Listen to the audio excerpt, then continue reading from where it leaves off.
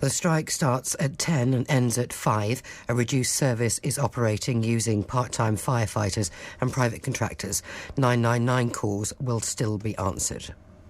In other news, the father of 2 brothers from Cardiff who've gone to fight in Syria has urged all British people involved with extremist groups in the region to come home. One of Ahmed Muthana's sons, Nasser, was among a group of men claiming to be members of the outlawed ISIS Islamist group. They used an online video to try to recruit more fighters. The Lichfield MP Michael Fabricant is still in trouble after tweeting that he could punch a female journalist in the throat. He's since tweeted an apology and a photograph of himself at a domestic violence event. He made the comments after watching Yasmin Alibi Brown on Channel 4. She says he can stuff his apology. These people in Lichfield aren't impressed. You can't go around sort of threatening that kind of behaviour. Any form of abuse, verbal, is just not accepted. It's not really something an MP should be saying, in terms of it's not the right sort of language that you'd expect somebody to say. I think it was very unwise to say what he said, and you can't condone it. Around 36,000 people have been in Wiltshire this morning celebrating the summer solstice at Stonehenge. The English heritage site is open up every year for pagans and druids to witness the sunrise through the Sun Gap at the Stones in Salisbury. Some of the England football players have apologised to supporters for their elimination from the World Cup. On his Facebook page, Wayne Rooney said he was absolutely devastated to be out of the tournament. The goalkeeper, Joe Hart, thanked fans for staying up late or rearranging their work to watch England's games. Our sports correspondent Andy Swiss is in Rio. England's players will return to training in Rio this morning, knowing they have only pride left to play for. Costa Rica's 1-0 victory over Italy confirmed England's exit, the first time they've failed to get beyond the group stage since 1958. They can have no complaints. Never before have they lost their opening 2 World Cup matches, and although expectations were limited, England's displays fell below them. The FA chairman, Greg Dyke, acknowledged the results had been disappointing, but insisted Roy Hodgson would continue as manager until 2016. And the weather, dry and warm with plenty of sunshine today and a top temperature of 23 Celsius, 73 Fahrenheit. Fine and dry tonight with lows of 11 Celsius, 52 Fahrenheit. BBC WM 95.6 News. There's more online at bbc.co.uk/WM. The voice of Birmingham and the Black Country. You should take in other religions and treat them as you would want to be treated yourself. We are even more intelligent. They treated me with the utmost respect. Iain Lee, Saturdays 9 till 12. BBC WM 95.6. Morning! This is Iain Lee, BBC WM 95.6. And please let me say, I can't think of anything better I'd rather be doing on this gorgeous sunny day than sat in a studio talking to you. I'm joking, of course, it's literally my pleasure, and I'm contractually obliged to as well. Lots to talk about this morning. At what age do you start giving kids booze? When did you first have your little snifter of booze? I remember being about 3 and sipping from my dad's beer glass and it all being rather jolly and rather pleasant. What age do you start giving kids booze? Loads of other bits and pieces to talk about this morning as well, including what you heard Nicole talking about there in the news. Michael Fabricant suggesting on Twitter he'd like to punch a woman in the throat. We'll be speaking to the woman in question. Unfortunately, we won't be speaking to Mr. Fabricant. He's ignored all of our attempts to woo him on to the show, which is a shame. Are we taking it a little bit too seriously? Are people right to be up in arms at his tweet that was obviously a joke? Are people right to be up in arms about that? Or do we take offence a little bit too easily these days? But first up, is there ever anything wrong in going and fighting in a war for something that you really, really believe in? If you want to take part in the show this morning, and it's going to be a feisty one, I can tell, you could email me. Iain, IAIN, .LEE at bbc.co.uk. You could send me a text, 81333, start your text WM. But the best way to get in touch, particularly with these subjects this morning, because these are ones we're going to need to explore and discuss, is on the telephone. So pick up your phone. These are the numbers you need to hit: 03453 009956. Have your say. Across the West Midlands, call 03453 00 9956. BBC WM 95.6. Also, can I just go off on a slight tangent? Where are we? We're not even 7 minutes into the show and I'm already off on my first tangent. I was in that there London yesterday, a place I used to live in, and since moving out of London, I really hate being in London. It gets me kind of tense and anxious, and I feel thoroughly unhappy. I was in London with two friends, okay, and it's kind of relevant, and we sat outside a cafe with big window. And my two friends sat kind of facing the window, and I was sat side onto the window. So I turned. I'm miming this now. It offers no help to you whatsoever. I turned, so my back was to the window, right? And I was facing my two friends. We're having coffee. We're enjoying being alive. We just had a load of cheese. We've been to a cheese restaurant, and you know. And there were two people sat behind me inside on the other side of the window, OK? There was an older woman, I would say she was in her early 60s, late 50s, early 60s, and a younger woman. And I could see the older woman was getting agitated, OK? And after about 5 minutes, the older woman, she got up. I could see this all from my peripheral vision. I have excellent peripheral vision. Right? The woman got up, came outside, and spoke very loudly to us and said, "You're about to fall into my daughter's lap." Now, there's a conversation opener, isn't there? You're about to... I said, I'm sorry, what? If you keep leaning on that window, you're going to fall into my daughter's lap. I looked behind me. There was the younger woman was sat there. I said, I'm sorry. Do you not want me to lean on the glass? I'll sit forward. She said, no, it's rude of you to have your back facing us. And me and my friends are sat there going, what the flippin' heck is this woman on about? I said, I'm sorry, I don't quite understand what you're saying.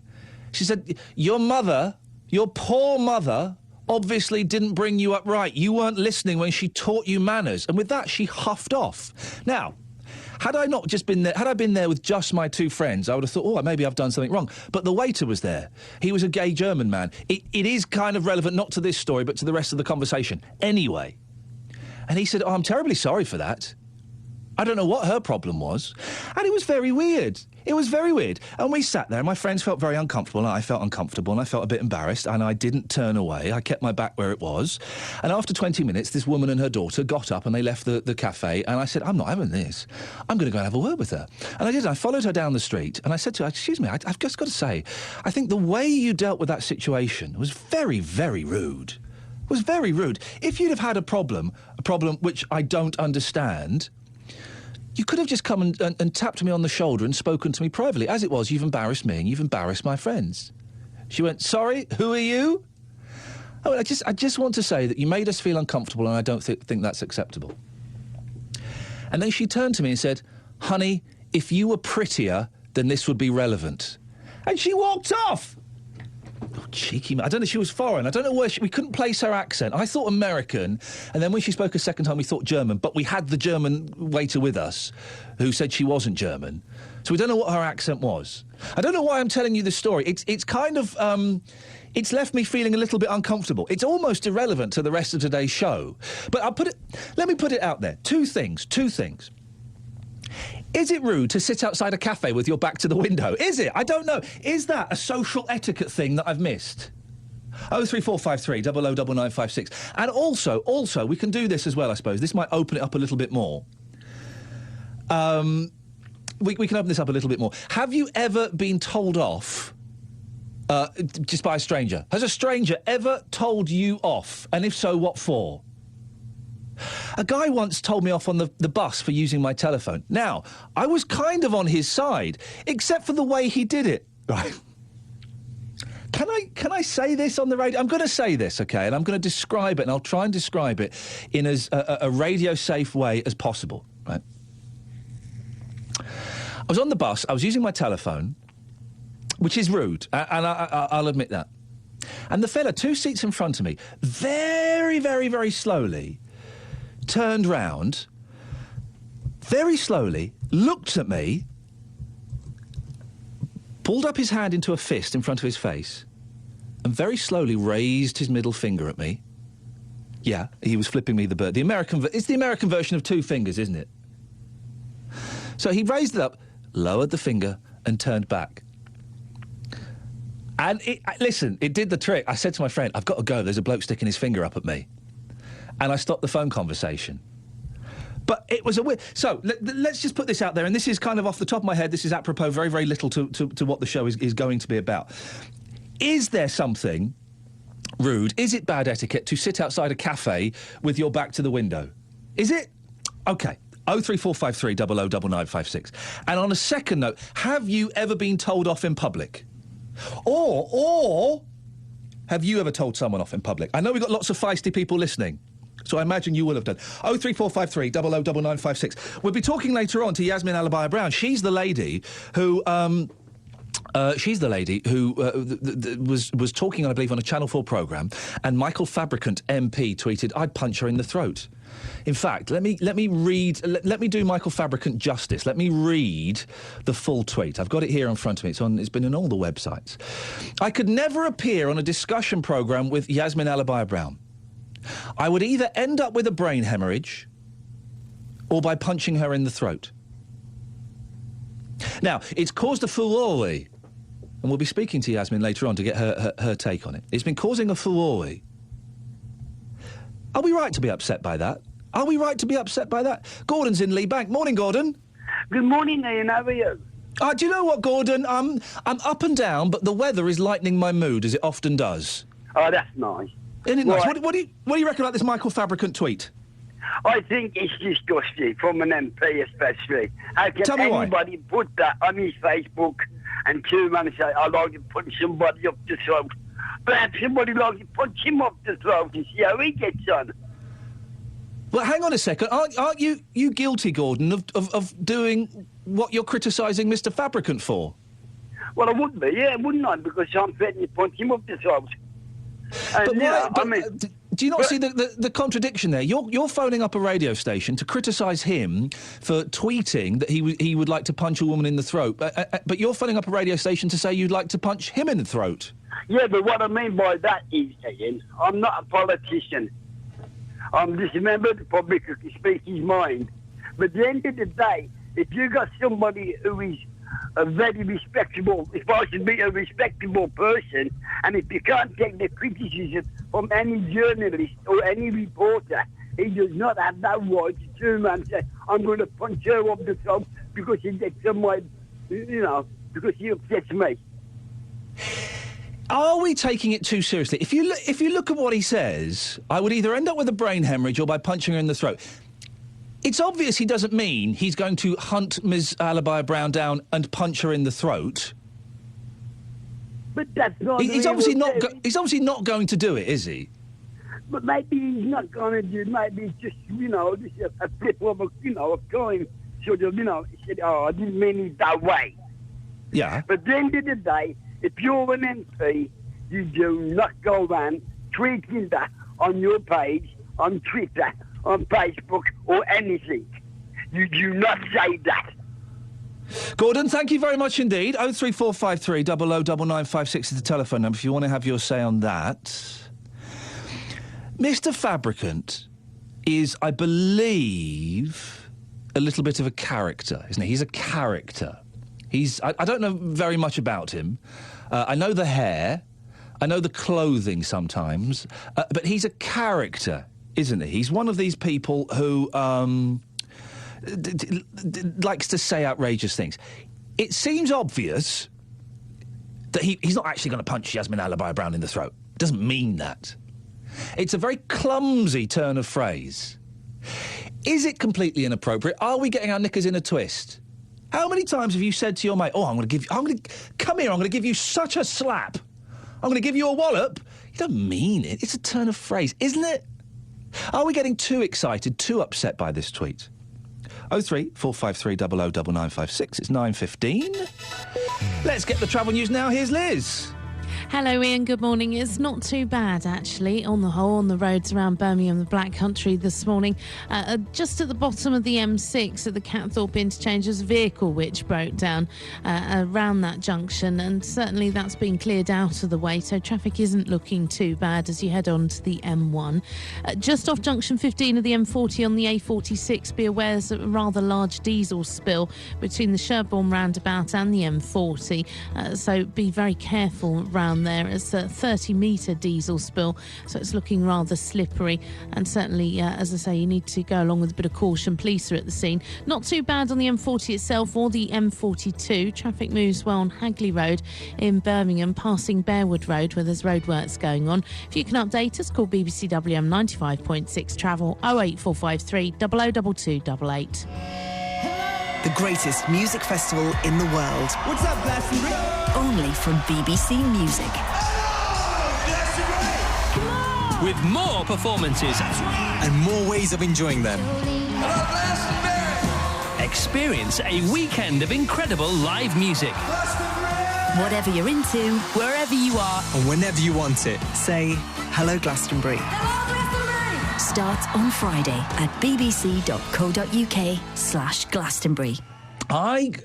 Listen, I hope that radio broadcast is a huge success. I wish them the very best of luck. I can't think of anything worse than going and sitting in a field and listening to a load of bands. I'm not a camper. I'm not into my camping, steady. And I'm not really into, I like a bed. I've worked hard enough that I can afford, at the very, very worst, I can afford a half-decent B&B. Sometimes I can afford a nice hotel. Not a luxury hotel. Those days are gone. But I don't want to sleep in a field and then wake up and go and see flipping Radiohead or something. Why would anyone want to do that? Lots to talk about this morning. We've already fired off two things. These are they. Ever been told off in public or ever told anyone off in public? 03453 009956. And Michael Fabricant MP, he sent a tweet suggesting he'd like to punch a woman in the throat. When I say it like that, it sounds very harsh, doesn't it? I mean, I guess it is harsh.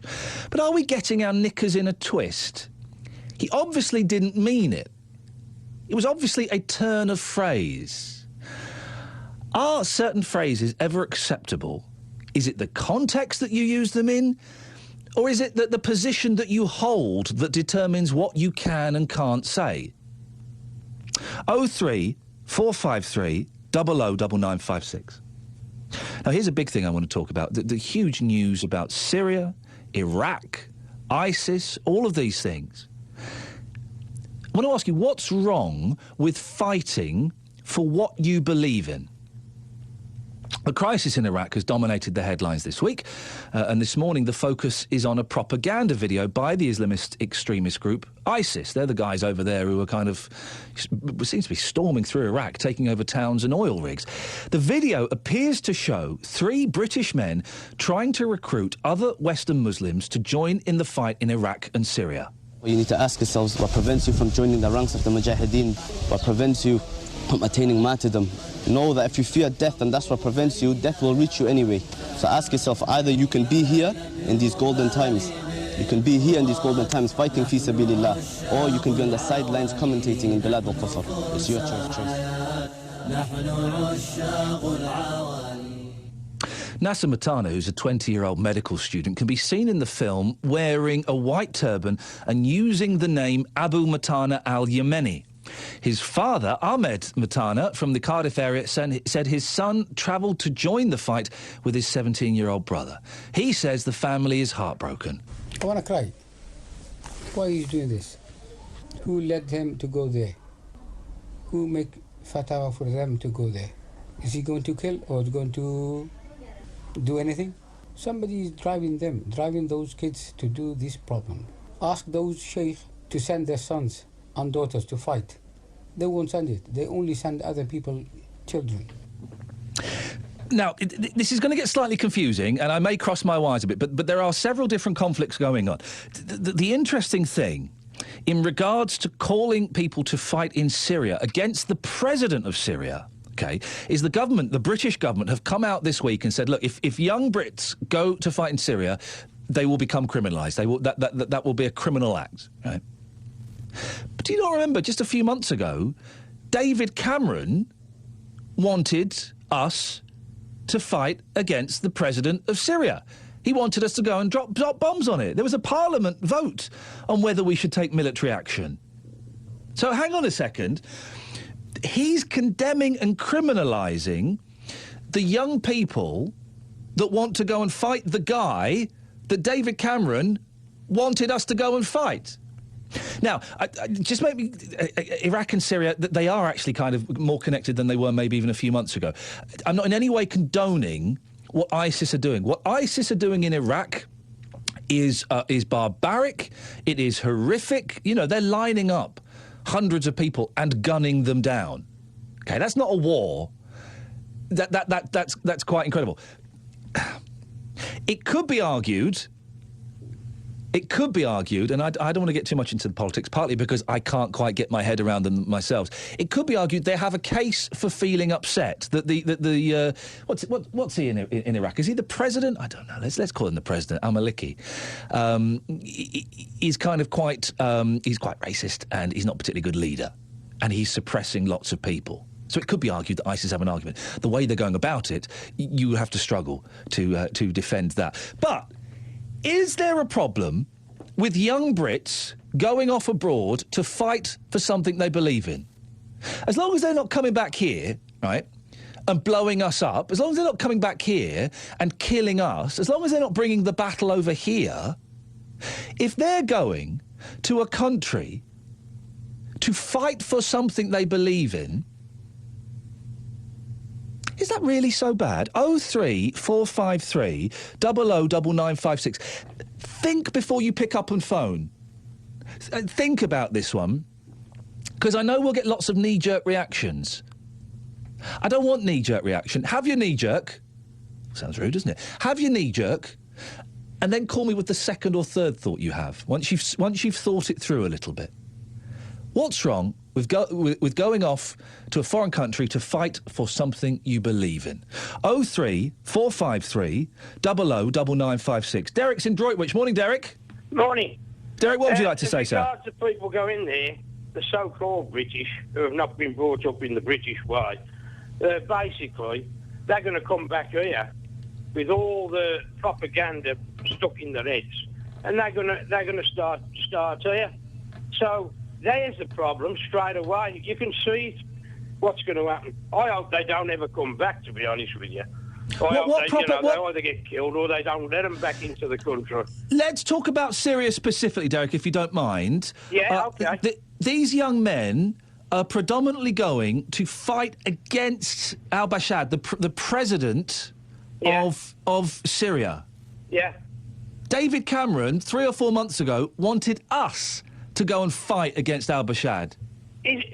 But basically, you're talking about a Prime Minister who's a complete idiot, who, I mean, you had Blair before who wanted to turn around and fight in Iraq, and we've got the problems there. This guy in Syria, the president there, what you going to replace him with? This bunch, Al-Qaeda men, same as you've had in Libya, Egypt, and all the rest. You've destabilised governments, and the same thing in the Ukraine. That was an elected government. Whatever it was an elected government, and they wanted to go in there and turn around and cause problems. Basically, they're destabilising the governments to gain for rich people and propaganda.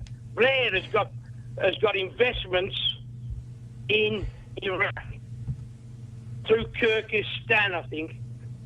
Is it always wrong, Gordon, to go abroad to fight a war or to fight against the ruling people? Hang on a minute. In 1930-something, the International Brigade were fought in Spain. The Spanish Civil War, yeah. So there's a different. But why is that different? It's interesting you say that, Gordon. Why was it different in the mid-30s for Brits to go and fight against fascism in Spain, but it's not okay for Brits to go to Syria to fight against a dictatorship? Because the history of the fascists, same as the issue of these extreme Muslims or whatever you call them, jihadists or whatever, will spread the war. They do not believe in keeping it into one country. Derek, they believe in every other country being involved in it. Okay, in Derek, their way of life. Derek, stay there. Mohammed's in Edgbaston. Mohammed, do you agree with Derek? No, I don't agree with you, actually. Go on. I'm Irish for a start off. I'm a Muslim now, like now. But if they want to go out there, I think it's over-exaggerated, this 400 Muslims that have left. There's half a dozen, maybe. And they are, you know, easily led. And, you know, if they go out there and die, well, if they believe they're going to Jannah, that is heaven, like, you know, well, fair play to them if they want to do it, if they believe in it. Don't forget, like you just said there, America and Britain, they didn't so much say they would send troops in, but they were going to send arms to fight against Assad. And because Assad is he's a Shia for a start off, but the thing is, it's much more complicated than that. It's the same in Iraq, a Shia government that's for ages, just like Ireland, have put down the Sunni people, like, you know, and the Sunnis have got nothing. If you look at the news, you'll see Aleppo and you'll see Homs, and there's nothing left of the place, and they're just fighting for their homes. So, Mohammed, is there anything wrong, in your opinion, with going abroad to fight for something you believe in, as long as you keep that battle over there and you don't start bringing it over here? I don't think they want to bring it back here, and there's not many that even think in them lines anyway. Like, you know, Gordon, what's your reaction to that? I mean, if you attacked a mosque in this country, other Muslims will stand and protect that mosque to their death. Why am I saying Gordon? I mean Derek, of course. Sorry, Derek. Why? What do you think to that? Didn't we have a little explosion in London as regards, you know, same people, Muslims, and also he's quite right that it is sectarian. It's tribal. If you read Lawrence of Arabia, the 6 Pillars of Wisdom, you will see it is still tribal. They're still tribal, and I think Saddam Hussein was a Sunni. But Derek, there's no connection between the bombs in London on July the 7th and people going to fight in Syria, is there? Yeah. What's the connection? That Muslim extremists. But what does that? What does that mean? A Muslim extremist? I can't. Can you explain that? You want the definition? The definition I've already give you. They believe in their way of life throughout the world. We've been fighting them since 500 AD. But the people that are going to fight in Syria believe that there is an oppressive dictator who's in control of the country and is abusing certain parts of the country.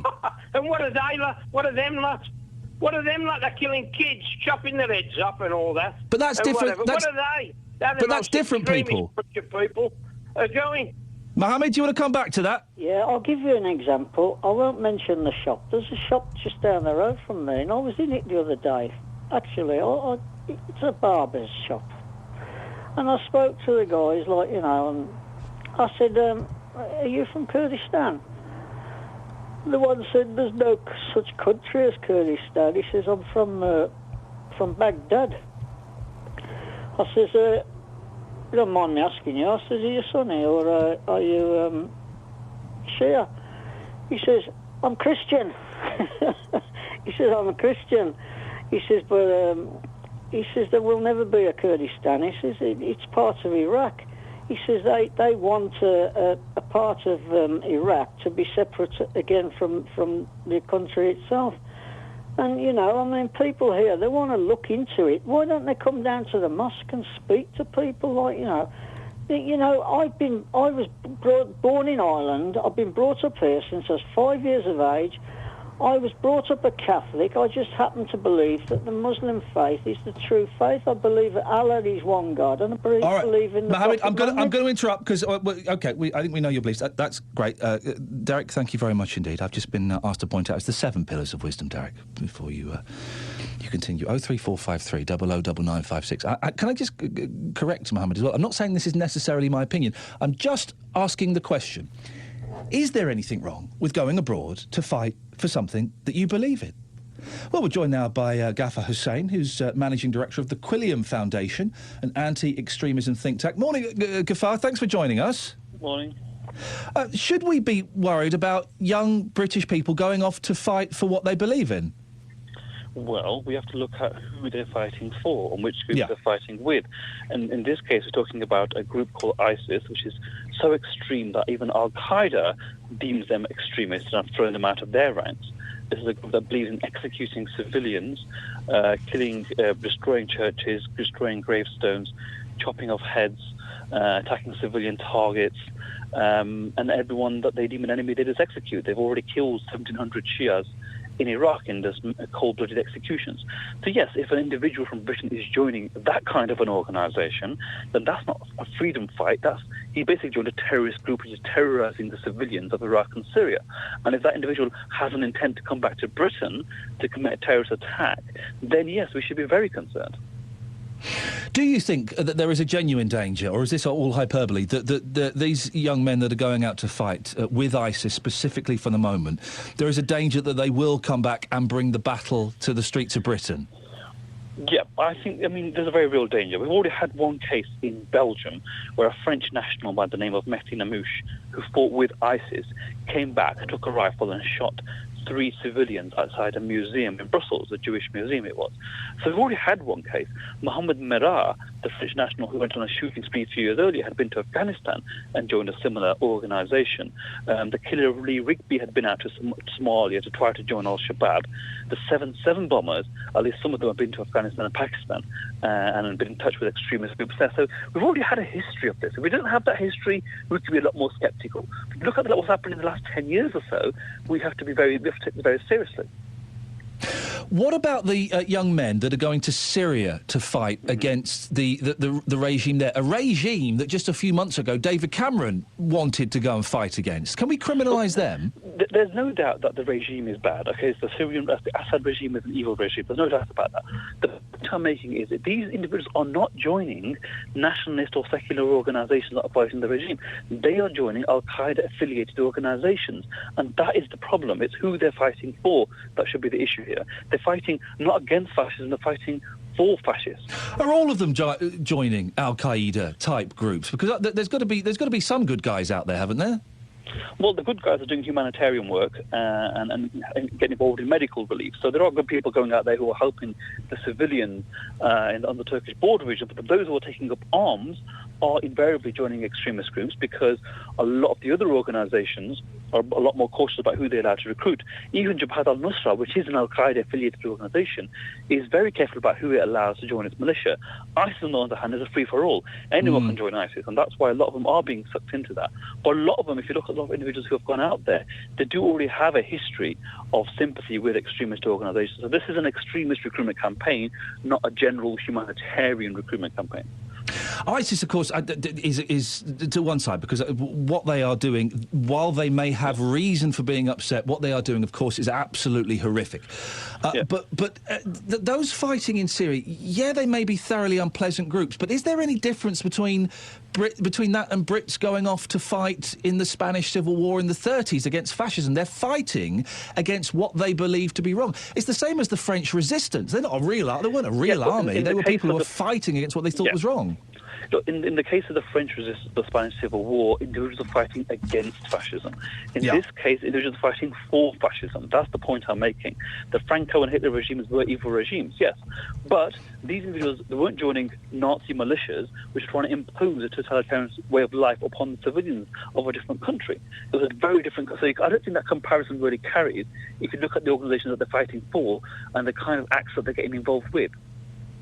Is there anything we can do, Ghaffar, to stop young British men going off and fighting? And what's making it so appealing to them?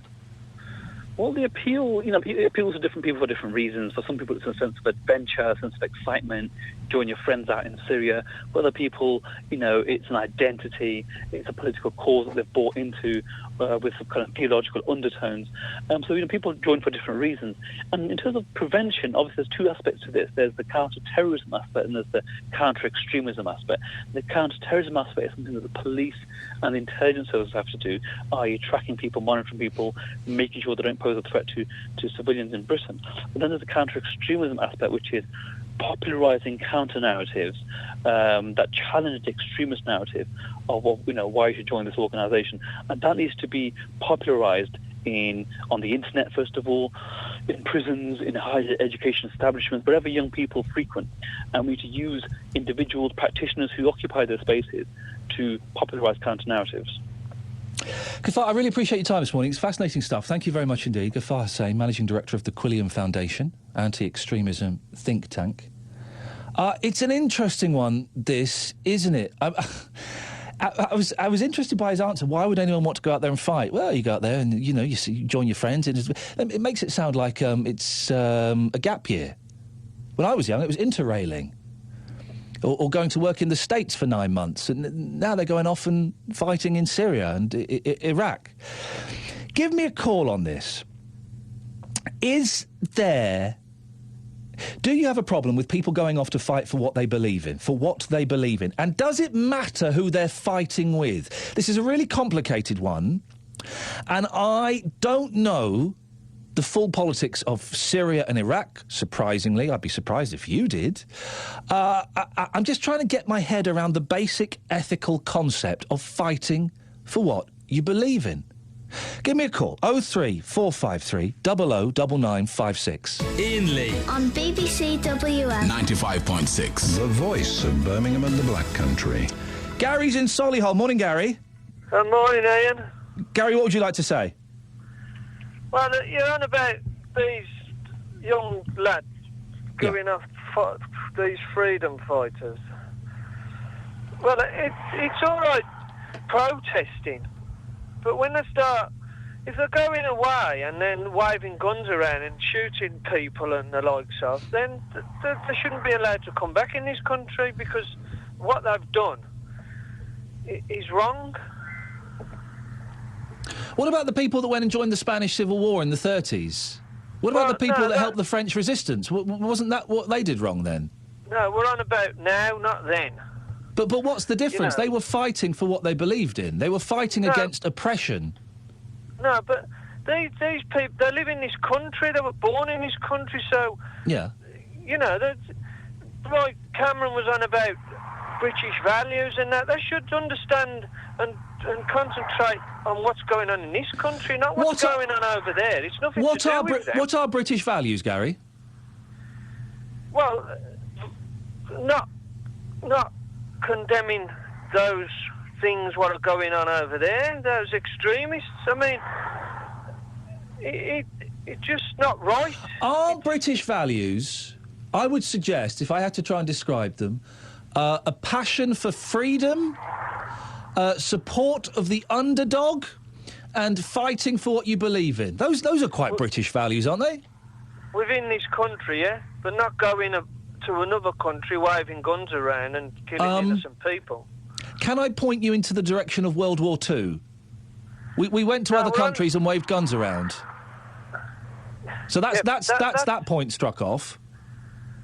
No, that was a world war. You keep going past in time, around about now. Well, because there are people. Yeah, I know, but Gary, there are comparisons between other battles. You said that British values is not going abroad and waving guns around. Well, we've done that with mixed results throughout history.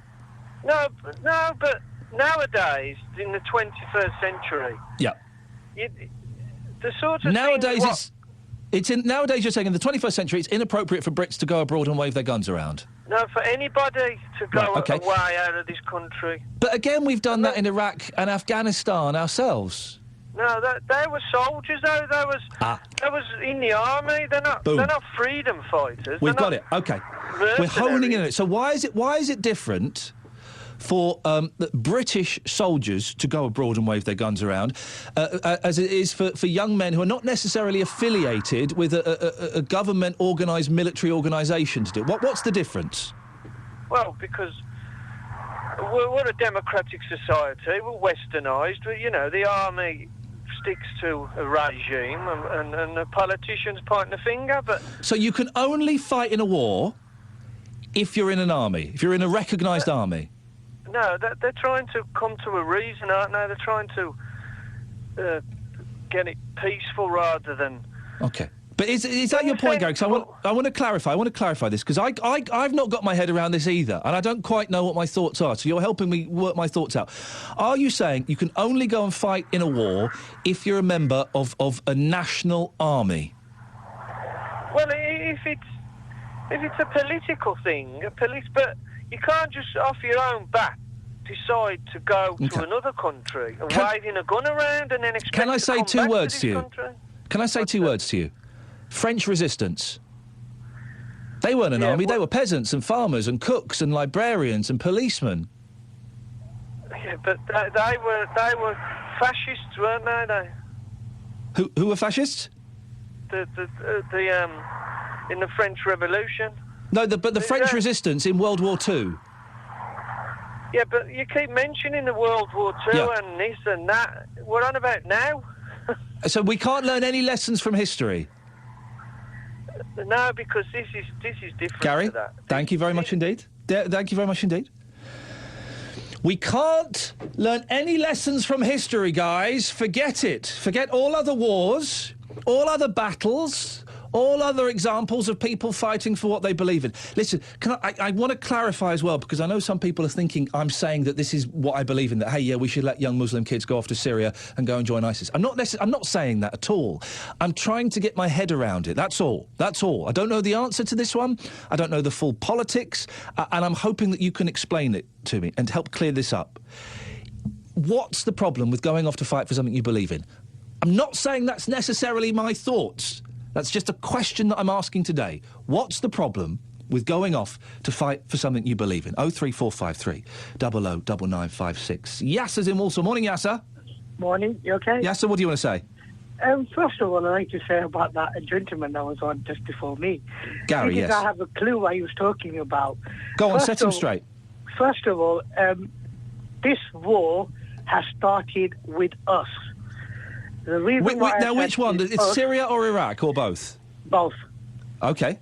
Okay. The reason why I'm saying that is because we, the British people, have asked our government to go and fight and create such an environment where Muslims suffer, right?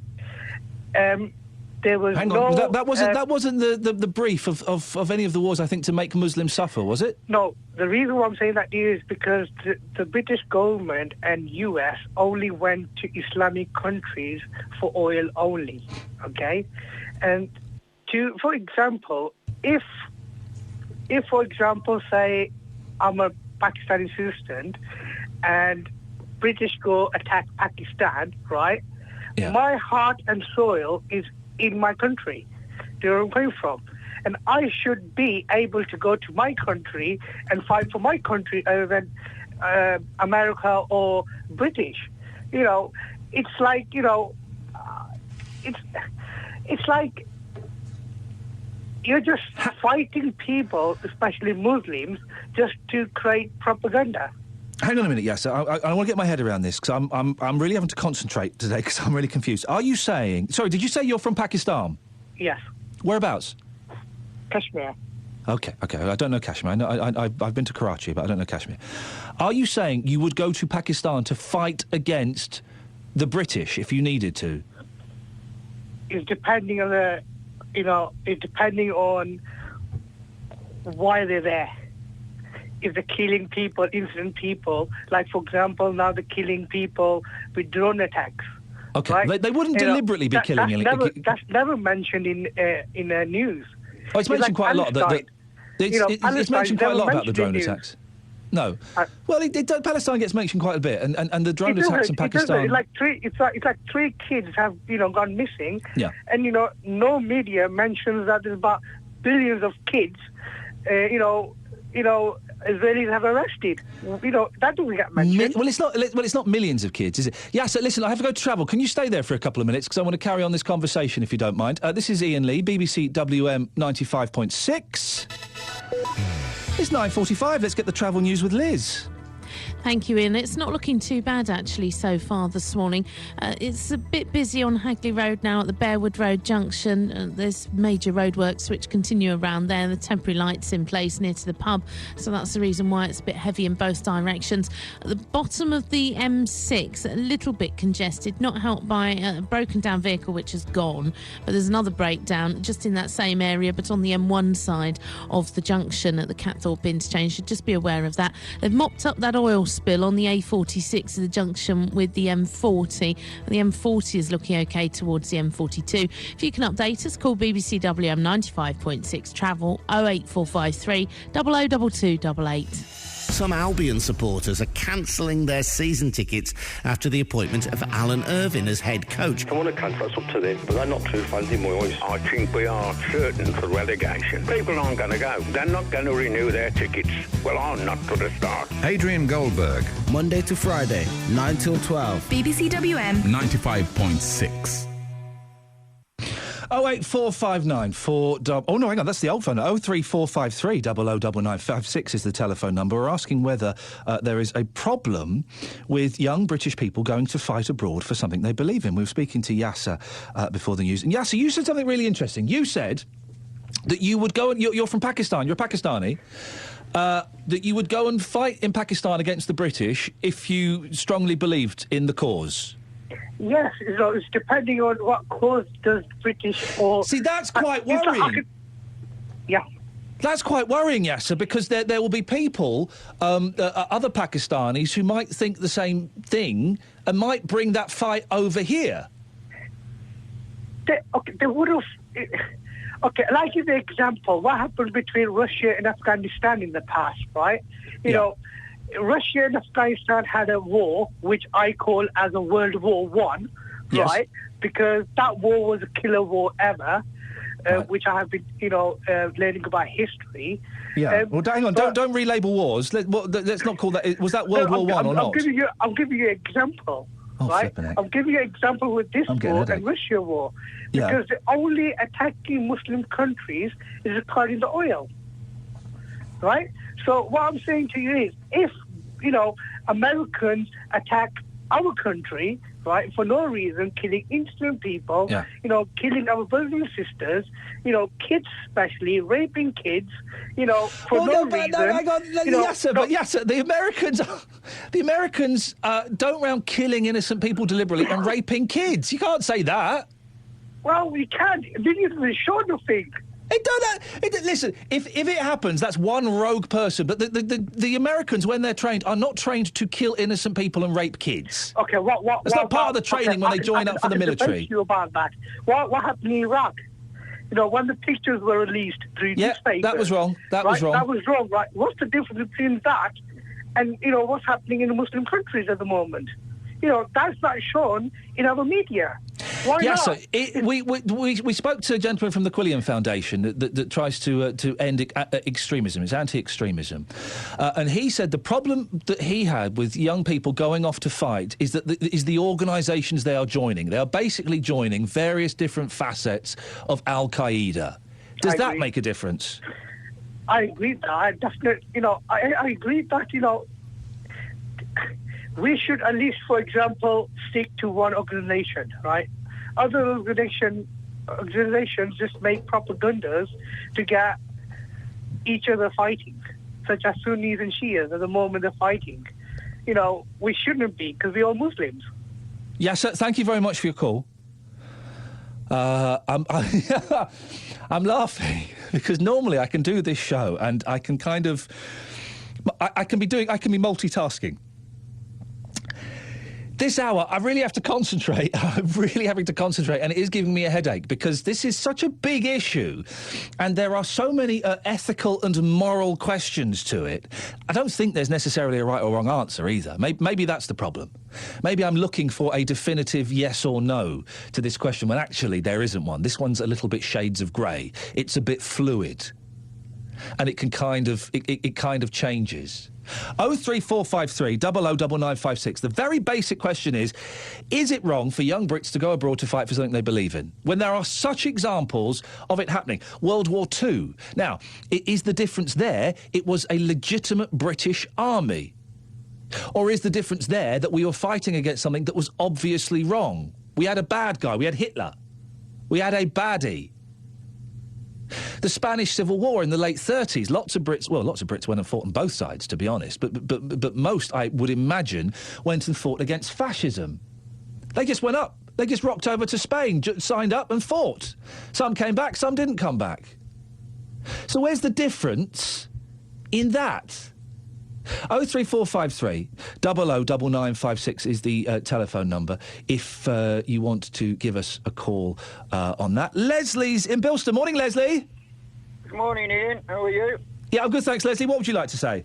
I listen to your programme every Saturday on my way into work, and you made a comment earlier about whether it's right for these lads to go over there and fight, and made a reference to the Second World War.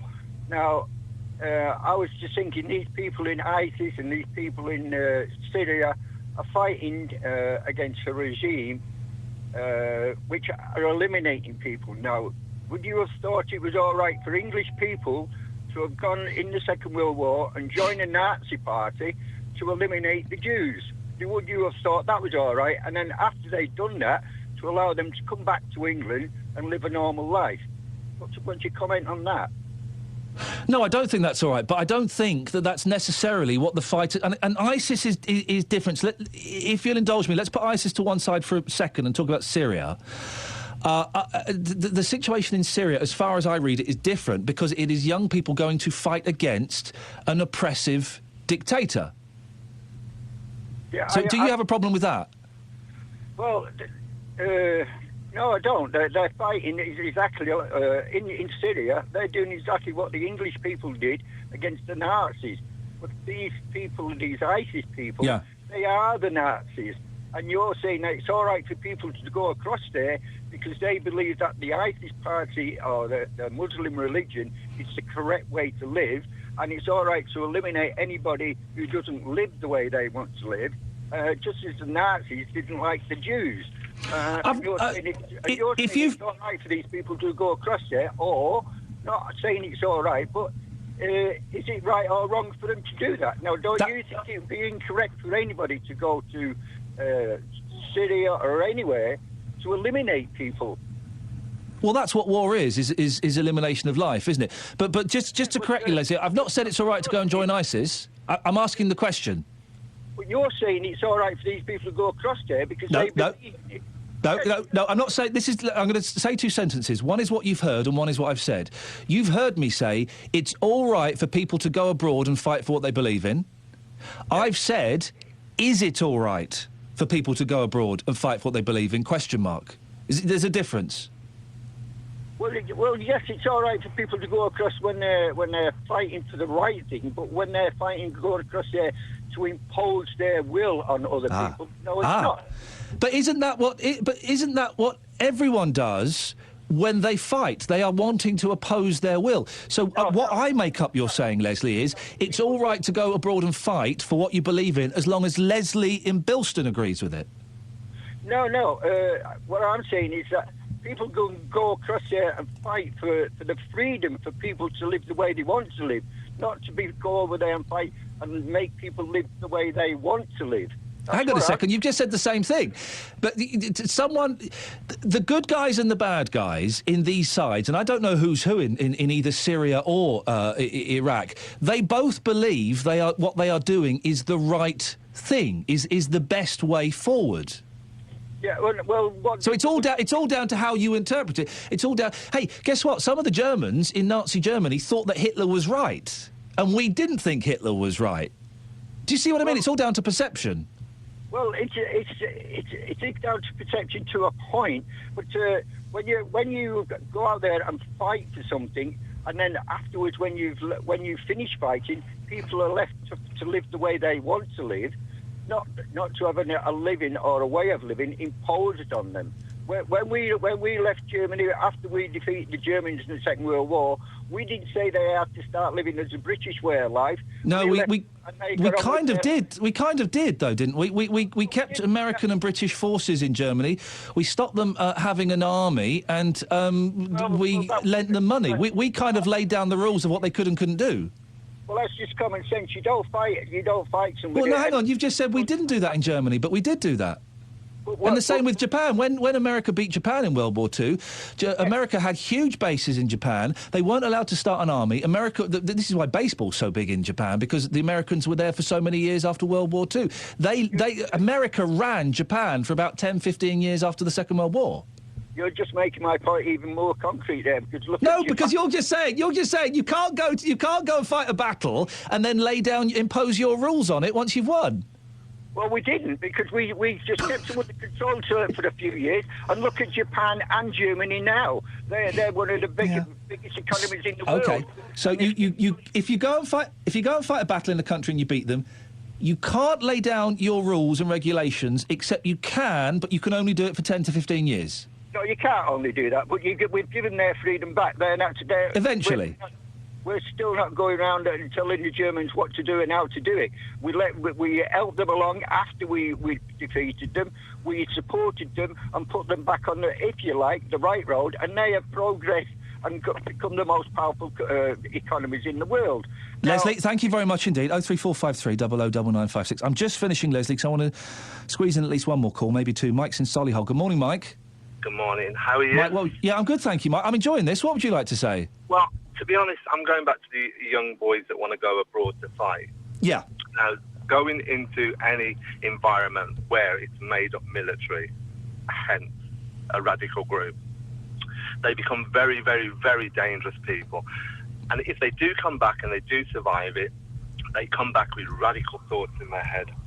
Now, they become more dangerous to our society here in the West than they were when they were actually fighting, whether it was against Palestine, Afghanistan, Iraq, any problem country. Now, the problem is the guy that called in earlier, Yasser, I think it was. Yeah. He to me, he sounds like a very dangerous young guy. Okay, and that was the Pakistani gentleman, wasn't it? Yes, the Pakistani who said he would go home to fight against the British. Okay, he can join the British military. Okay, and he can go out and help and see things in other countries that he may not be able to see only here. Obviously, we don't see everything. Obviously, we don't hear about everything, but things do happen on both sides. Okay, and the problem is that he was accusing us, the West, the British and the Americans, of being very bad, and we're very bad when we go to war, and that we should all be fought against, and we're very bad people. Now, I've seen this firsthand. Okay, I've spent a little bit of time in the Middle East. Now, these people fear us because they don't know us. Okay, they do ask for us to go out to these countries to help people. He hit the nail on the head. He said his brothers and sisters shouldn't be fighting, Shiites and Sunnis. Shiites and Sunnis have been fighting forever and ever and ever, and they will fight, and they're both Muslims. They're just different factors, okay? They're Muslim brothers and sisters, but they kill each other every single day. But the minute a Western force goes into that country, we are now become the most hated people, and we are the people to kill. Okay, he also said that Americans are all bad people. Not all bad, but that's what he came across in saying. Mike, sorry to interrupt, we're running out of time. Just very quickly, it's interesting because, yeah, we've had some people say that all Americans are bad people and they all do bad things. We've also had people phone up and say all Muslims are bad and they all do bad things. It's confusing. Mike, I've got to end it there just because we're coming up to the top of the hour. I do apologise. Thank you very much for your call. 03453 009956. Is it ever acceptable for young people to go off and fight for what they believe in? Also, coming up after 10, at some point we'll be speaking to Yasmin Alabaya-Brown. She's the woman who received, in inverted commas, a threat on Twitter from the MP Michael Fabricant. With full commentary of every Warwickshire cricket game this summer, exclusively online, bbc.co.uk/WM. The voice of Birmingham and the Black Country. BBC WM 95.6. It's 10 o'clock. Let's get the latest news now. Here's Nicole Pullman. West Midlands firefighters taking part in the national strike today will be protesting in Birmingham city centre. The demonstration is part of the long-running row over changes to pensions and retirement age. The government has raised the retirement age for them, and the Fire Brigades Union says it means firefighters who can't work after they're 55 will lose almost half their pensions. Steve Price-Hunt is the chairman of the West Midlands FBU. The government's report states that the pension scheme that they wish to impose on us, 2/3 of us won't be able to reach it and will be dismissed under capability. So what we're saying to the government is sit down and negotiate a proper settlement where every firefighter will be able to achieve a pensionable age and every firefighter will be able to receive a pension. The strike has just started. It ends at 5 o'clock. A reduced service is operating using part-time firefighters and private contractors. 999 calls in the West Midlands will be answered. In other news, the father of two brothers from Cardiff who've gone to fight in Syria has urged all British people involved with extremist groups in the region to come home. One of Ahmed Muthana's sons, Nasser, was among a group of men claiming to be members of the outlawed ISIS Islamist group who used an online video to try to recruit more fighters. The Lichfield MP, Michael Fabricant, is still in trouble after tweeting that he could punch a female journalist in the throat. He since tweeted an apology and a photograph of himself at a domestic violence event. He made the comments after watching Yasmin Alabai-Brown on Channel 4. She says he can stuff his apology. These people in Lichfield aren't impressed. You can't go around sort of threatening that kind of behaviour. Any form of abuse, verbal, is just not accepted. It's not really something an MP should be saying in terms of it's not the right sort of language that you'd expect somebody to say. I think it was very unwise to say what he said, and you can't condone it. Around 36,000 people have been in Wiltshire this morning celebrating the summer solstice at Stonehenge. The English heritage site is opened up every year for pagans and druids to witness the sunrise through the sun gap at the stones in Salisbury. Some of the England football players have apologised to supporters for being eliminated from the World Cup. On his Facebook page, Wayne Rooney said he was absolutely devastated to be out of the tournament. The goalkeeper Joe Hart thanked fans for staying up late or rearranging their work to watch England's games. Our sports correspondent Andy Swiss is in Rio. England's players will return to training in Rio this morning, knowing they have only pride left to play for.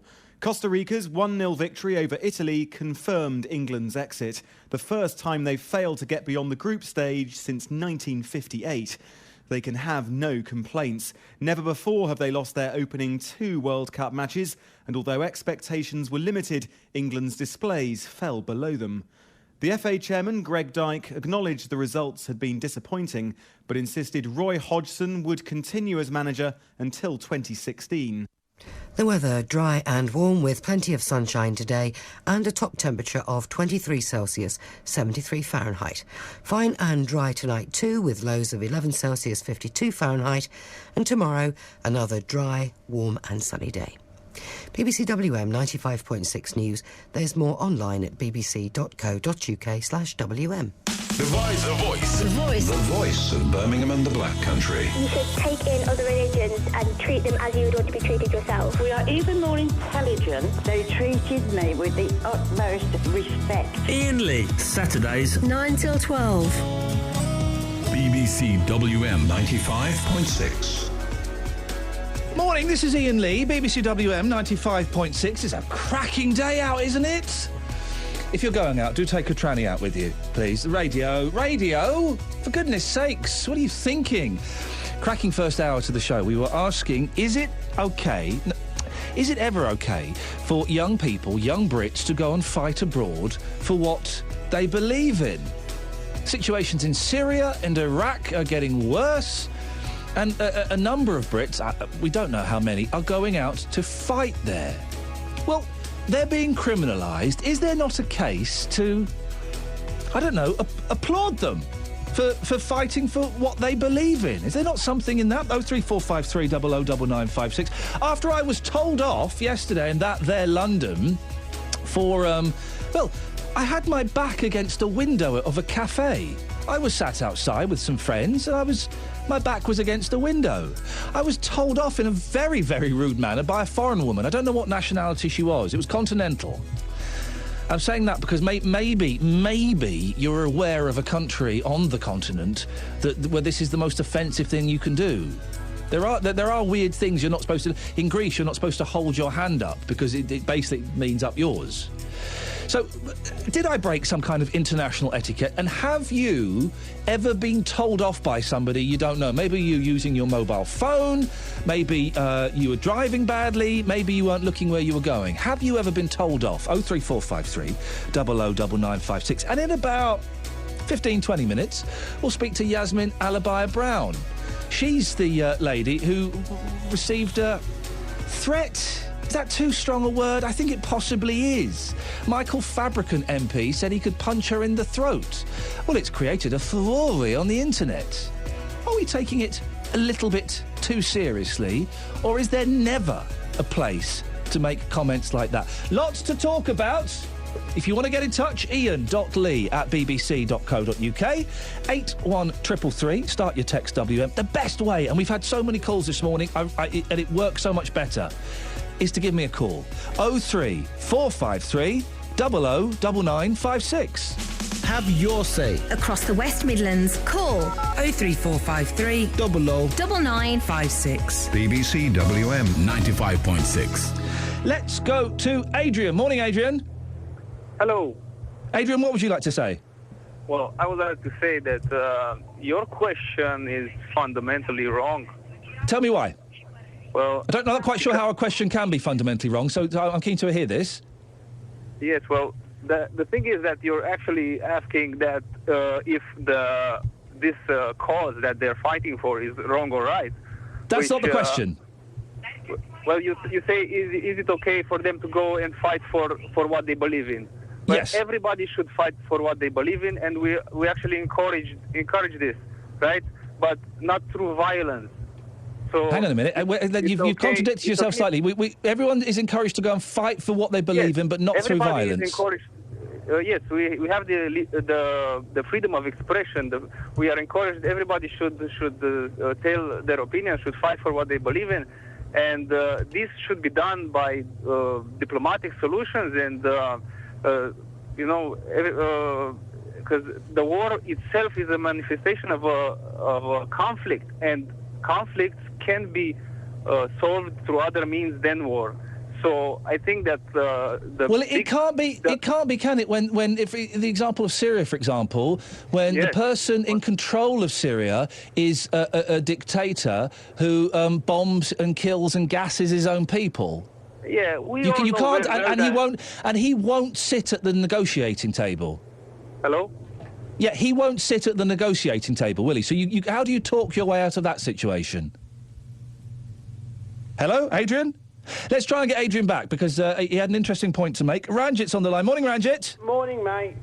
What would you like to say? Yeah, I'm all right. What would you like to say? OK, first thing, categorically, it's totally wrong for anybody to go abroad, right, unauthorised by any government, right, to go and fight in other people's battles. That's the first thing. Why?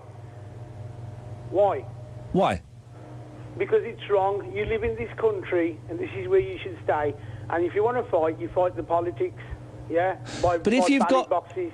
Well, but you can't fight the ballot box of Syria, can you? Or you can't fight the ballot box of Maliki in Iraq, can you? No, don't try and put me on the ropes, yeah?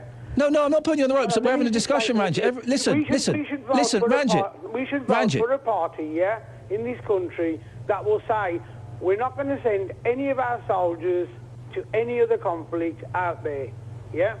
So that's it. Well, why should we do that? We should. Why should our boys and girls, right, die for other people's battles? Because you've been giving a history lesson to everybody. Let me give you a history lesson now. OK, Ranjit, although, can I just flash a yellow card? You're going off on what seems at the moment to be an irrelevant tangent, but I'm going to indulge you slightly. Go on. It's an irrelevant tangent. OK, if you're fighting for democracy, right, what's happening in North Korea? He's a dictator. Why hasn't anybody gone to attack him? You know why? Because he says, come near me, I will attack you. That's the first thing. And OK, irrelevant, but carry on. 20 years, right, what's happened is the media has made Muslims look bad. You had a Muslim caller earlier who says he would go and fight in his country. Well, he lives in this country. This is his country. People like him are what's wrong. Okay? Now, the other thing is... Ranjit, no, listen, no, Ranjit, you've raised a couple of points. Let me address them, and then you can raise some more. Yeah, don't worry. This is not. We've got 5 minutes, so it's going to be a leisurely drive through the country, not a hit and run. Okay? Yep. You've said that we shouldn't go and fight in other countries because we're not going to fight in North Korea. Yeah. Well, that's nonsense. You're saying that we shouldn't fight certain wars simply because we're scared to fight one specific war. No, because in North Korea we've got nothing to gain, right? Right. And in the Middle East it's all about oil, right? Now, in 1978, Jimmy Carter was sitting with the Shah of Iran, yeah? Okay? Yeah. And saying he's on the other side of the world, sitting with his brothers and sisters. He was sitting there because he was getting cheap oil. He was putting sanctions on Iraq.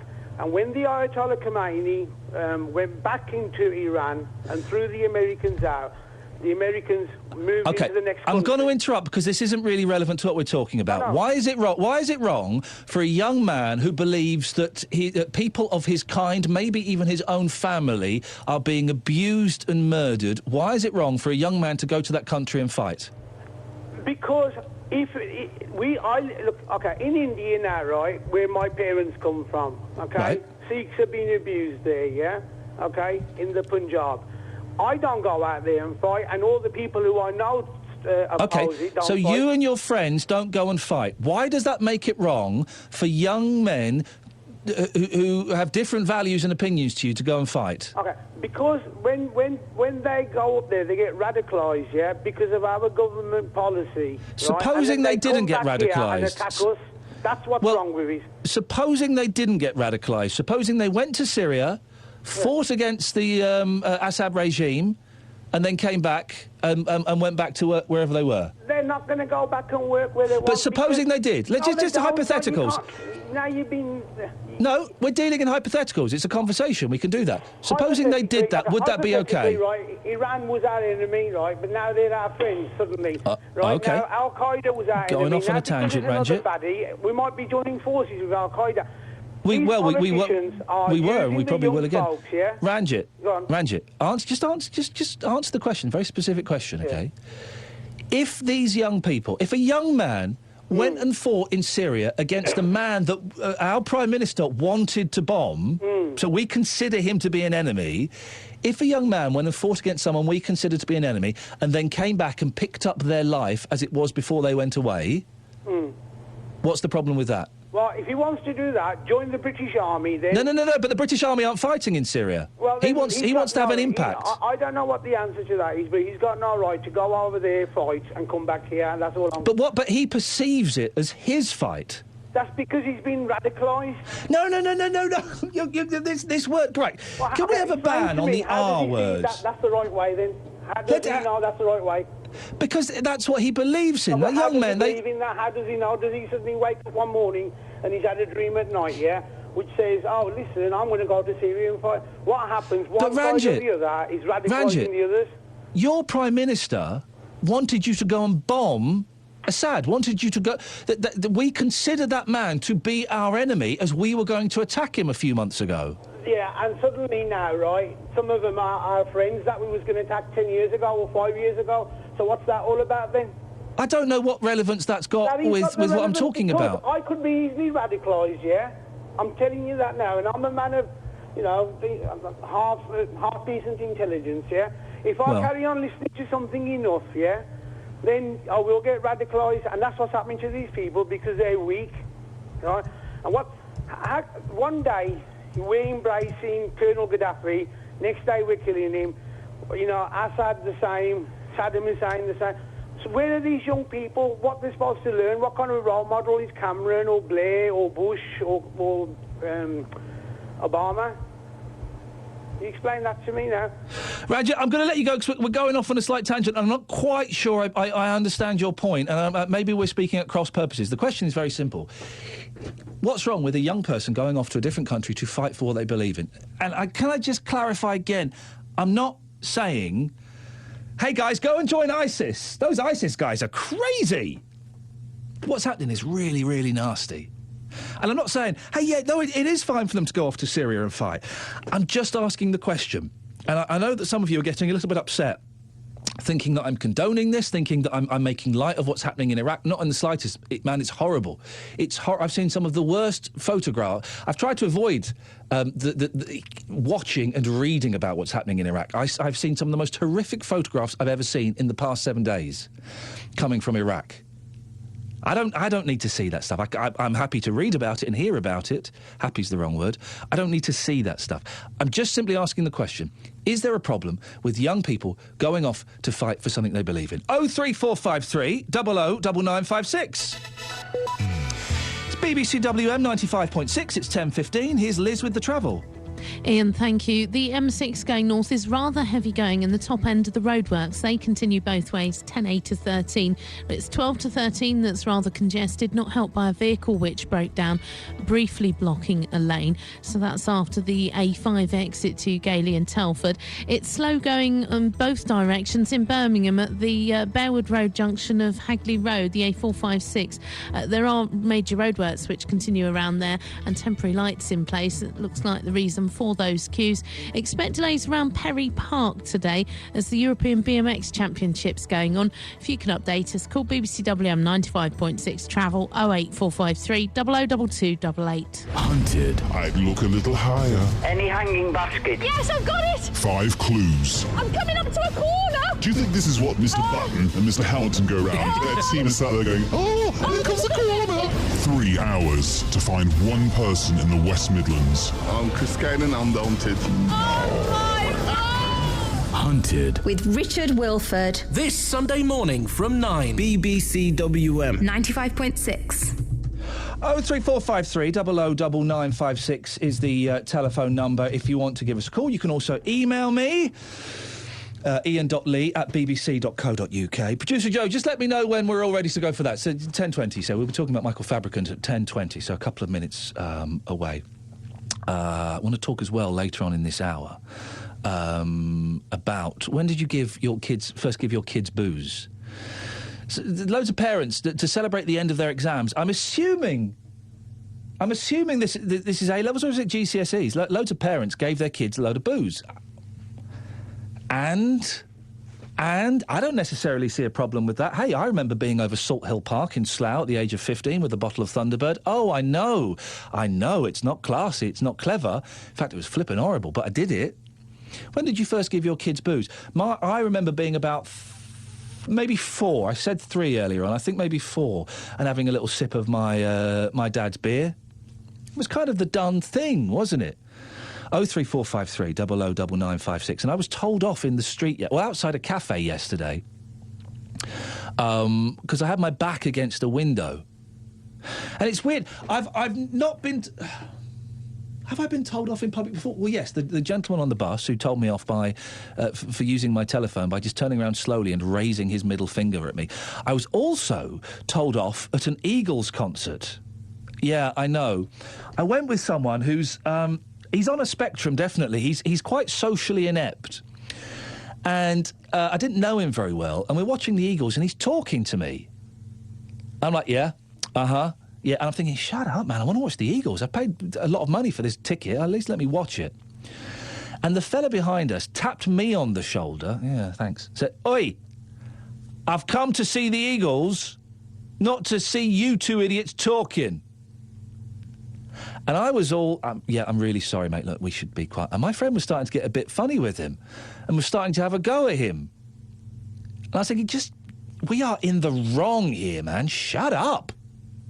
So, have you ever been told off by someone that isn't your mum? Let's phrase it like that. 03453 009956. Or maybe you've told someone off in the street. Oh, I saw a great thing yesterday. Went to see a play, The Drowned Man, in London. It's incredible. It's a bit poncy, it's incredible. It's on 4 floors. You follow whichever actor around you want. Brilliant. OK, fine. Queuing up to get in, right? Big queue. There's a car by the queue. And a fella just walks around and he sees a crisp packet. He picks up the crisp packet. He shows it to a man in the queue. Is this yours? No. Shows it to a woman. Is this yours? No. Bends over to the woman in the car. Excuse me, is this yours? She says, yes. He said, well, could you not leave it on the street, please? She said, oh, I'm terribly sorry. And she took it and she told her kids off. It was the kids. That, I thought, was kind of cool. That was kind of cool. The fact that he was brave enough to go and tell her or tell someone to pick up their rubbish. So, ever been told off in the street or ever told anyone else off in the street? If you want to give me a call, it's 03453 009956 is the phone number. If you want to give me a call, you can email ian.lee@bbc.co.uk. Producer Joe, can you whisper in my ear? Have we got Yasmin now? Because my computer has died and I'm going to have to log off my computer. So I don't know if Yasmin is going to be there or not. We'll get... She's there. OK, lovely. I'm having terrible troubles with my computer this morning. Terrible troubles with my computer. I've got no idea what's going on, and now it won't let me log off. Fun times, guys. It's fun times. Oh, dear. The Conservative Party is going to take no disciplinary action against Michael Fabricant, the Lichfield MP, after he claimed he wanted to punch a left-wing journalist. Michael Fabricant, former deputy chairman of the party, said he'd seen Yasmin Alabaya-Brown of The Independent on a discussion on television and that he'd like to punch her in the throat. He's since apologised. Well, Wolverhampton North Labour MP Emma Reynolds had this to say on the matter. I think it's totally unacceptable what Michael Fabricant said, and I think that he should have apologised sooner, and I think that David Cameron should consider taking disciplinary action. It's simply not acceptable, and in fact it's pretty disgusting that he should say that he wants to punch a woman and not debate with her. Well, I'm joined now by the subject of this furore. It's Yasmin Alabaya-Brown. Good morning, Yasmin. Good morning, and let me tell you, my throat is still very safe and uninjured. Are you wearing some kind of protective throat guard or something? Well, I was thinking of maybe putting cardboard around it or something, just in case. Now, listen, when did you first hear about this comment that Mr. Fabricant had made on Twitter? Well, I was very tired the night before. It had been a fairly eventful day and evening. So I didn't get up till about 9:15. And the first I knew was a call from Sky News saying, what do you have to say about Michael Fabricant? I've never met the guy. All I know is he's got this funny old hair. And that's when I, awoke to this extraordinary situation. Now, he'd seen you on Channel 4 News the night before. I missed it. What were you talking about that got him so wound up? I was on Channel 4 News with Rod Liddle, who is, a very forthright, and being polite, polemicist who says exactly what he thinks and is often, kind of quite upsetting to read or listen to. But he's a polemicist. That's what he does for the Sunday Times. And we were talking about some of his views. This is the writer who once said some horrible stuff about Harriet Harman, sexist stuff, and then was forced to apologise. He said some pretty dire things about black people, and once in a while has apologised for that. So, he's known for his views. And we were having, as you would expect, a fairly robust, actually not angry, but fairly robust discussion. At one point, I said to him what I've always wanted to say to him, that I had no words to describe how much I loathed him and his views. And I think that's what got, I'm guessing, Fabricant extreme. In fact, Liddle himself at that point said, I just want to stand up and embrace you. So you see, the tone was not at all, out of the bounds of normal hot debate. But that must be what got him, I don't know. When you realised, or when Sky explained to you, or you first saw the tweet, how did that make you feel? Actually, if I'm honest, I first laughed. I thought, good God, these Tories are still living in the Empire days. They still think that an Asian woman should either be their ayah, you know what an ayah is, their nursemaid, as they were in India, or serving them curries. They can't bear it. That an assertive, Asian woman who is a columnist is out there expressing her strong views. They kind of not prepared for the world that's changed since they lost the empire. That was my first reaction. But then I sort of read it, and I tell you, at the point at which I did get extremely angry was when, you don't say in public, because this is public. Twitter is not private. You wish, if he was on with me, he would punch me in the throat. I mean, what a creepy thing to say. And why did he say throat? Why didn't he just say, punch in the nose, which is a kind of, sort of almost doesn't have that much serious meaning to it. What this said to me is he wants to silence me. He actually is saying throat. And then these 3 times he did not apologize, but actually made it worse. Now, Yasmin, you sorry to interrupt you, but let me play devil's advocate. You know he didn't actually mean he was going to punch you in the throat. Does that make a difference? It wasn't a serious threat, was it? No, but it was not a joke. This was not a joke. This was a visceral reaction, a very angry reaction to seeing me arguing with Rod Liddle. Okay? It burst out of him. And I was prepared even to think, okay, he was so angry with me for God knows why, and he so hates me, again, God knows why, that it burst out of him and he tweeted. It happens. He had the opportunity 3 times to say, I'm really sorry, I shouldn't have done that. I am an MP, and violence against women is a very serious issue. I get real threats in my life all the time. Let me tell you, the emails since this came out some have been very supportive, and I thank the many people who've really been lovely about, and got in touch. But some have got license to be abusive and threatening again. And, okay, they don't mean it either. They're not going to come and hit me. But they're expressing this stuff more freely now, because an MP has given them permission. And you know what? I do not think an MP should be condoning, even in thought, in the public place. Yasmin, sorry, are you saying that since this you've had aggressive, threatening emails? Yes. Saying what? I mean, saying things like, yes, you should be punched in the throat. F off back to where you came from. People like you are hated. We don't want you here. Next time you open your mouth, somebody should knock out your teeth. Shall I go on? I've deleted something like 35. Wow. Actually 35 since I came home last night at about midnight. So the internet is such a friendly place, isn't it? It is a friend, but you know what? An MP does not lead assault charges on someone who's a columnist and who's expressing her views. He's said sorry now. Is that enough? He's been made to say, finally, 4th time, sorry. But to me, it sounds like the kind of sorry a teenager says when he doesn't want to. Oh, sorry. I'm sorry. He's not understood what he's done wrong. He's not understood how important it is, this issue about violence against women.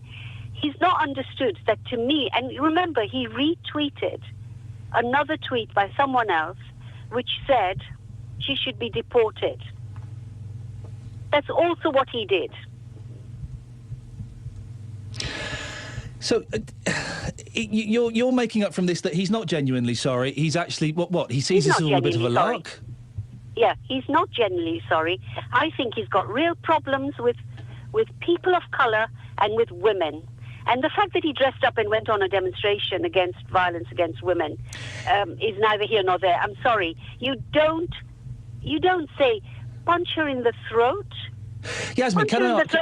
No, I'm sorry. This is so unacceptable. No. Can I ask? Now, I've not seen anywhere a comment that this was directed at you because you're a woman or because you're Asian.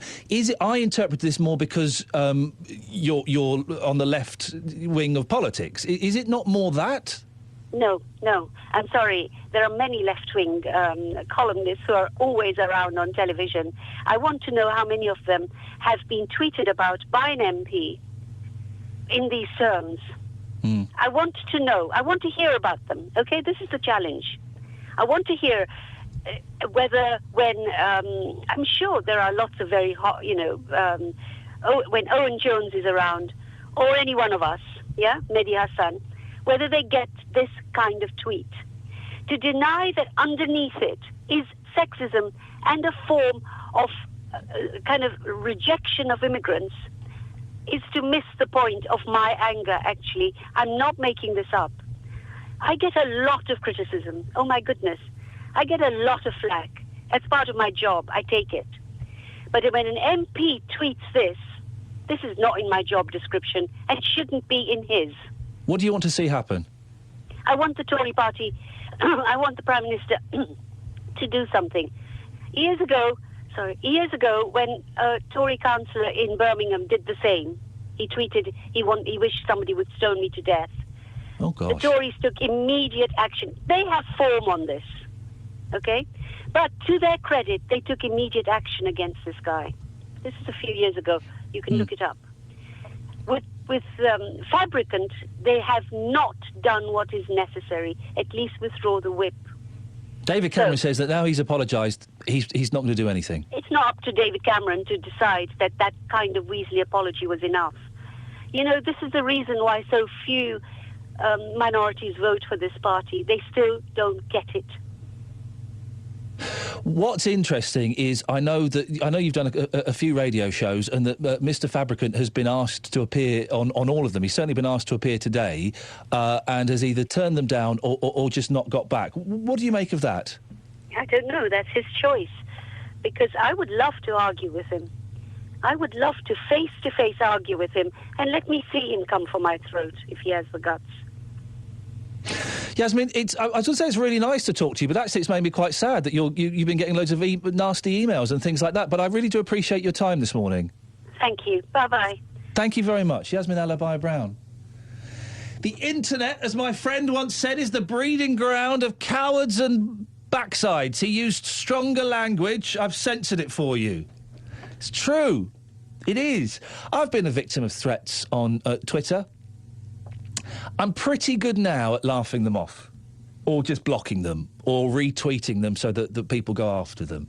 I've had some horrible stuff on Twitter. Oh, the stuff that... There was one guy who wanted to do all forms of... he wanted to abuse my boys, basically, is what he was saying. Now, it wasn't a real threat, but it was very upsetting to read it. Very upsetting to read it. And he kept setting up loads of accounts and stuff like that. And I've had people that want to kick me in and beat me up and do all kinds of things. Yasmin is obviously very, very upset there. You can tell that. Very upset, very angry. And she claims it's opened the floodgates for her to receive more abuse, and that an apology isn't enough. Well, what are your thoughts on this? Give me a call. And I'll read Michael Fabricant's tweet in a few minutes. I'll just get up on the computer and read it. But... Is Yasmin right to be as upset as she is about this tweet? Or do we all just need to kind of go, hey, come on, he didn't really mean it. It was inappropriate. He's an MP, but get over it. I'm keen to get your thoughts on this. I know where my thoughts lie on this one, actually, and I'll let you know a little bit later on what my kind of opinion is on this. I'm just keen to hear what yours is to start with, and maybe it'll sway me slightly. If you want to give me a call on this one, 03453 009956. Iain Lee. On BBC WM. 95.6. The voice of Birmingham and the Black Country. Sorry, you can hear me tapping away here. I'm having terrible troubles with my... Producer Joe, I think I've sorted the computer out now. I've who knows what I've done? Anybody? Yes, of course. I've turned it off and turned it on again. Yeah, that's what I've done. That seems to work. That's the best. That's the best thing you could do. Whenever you phone up, I've got a Sky box, and that breaks down a lot. Whenever you phone up Sky, or whenever you phone up the computer assisting people, or anybody to do with a technical thing, right, have you tried turning it off and turning it on again? Oh, flipping it. Yes, the first thing I've done. 03453 009956. Doreen's on the line. Morning, Doreen. Hi there, Ian. What do you want to say about Michael Fabricants? I've got no computer. Yeah, how do you survive without a computer? Well, I couldn't see it in any case, so I haven't got one. Oh, well, but hang on, blind people still... Yeah, blind people still use... Pardon? You got a hearing problem as well, love. Blind people still use computers. I know, but I'm You're a lazy blind. Learn, Braille. You know, I'm knocking on for 80. Computers can speak to you, though. Oh, can they? Well, you could get a sexy French man.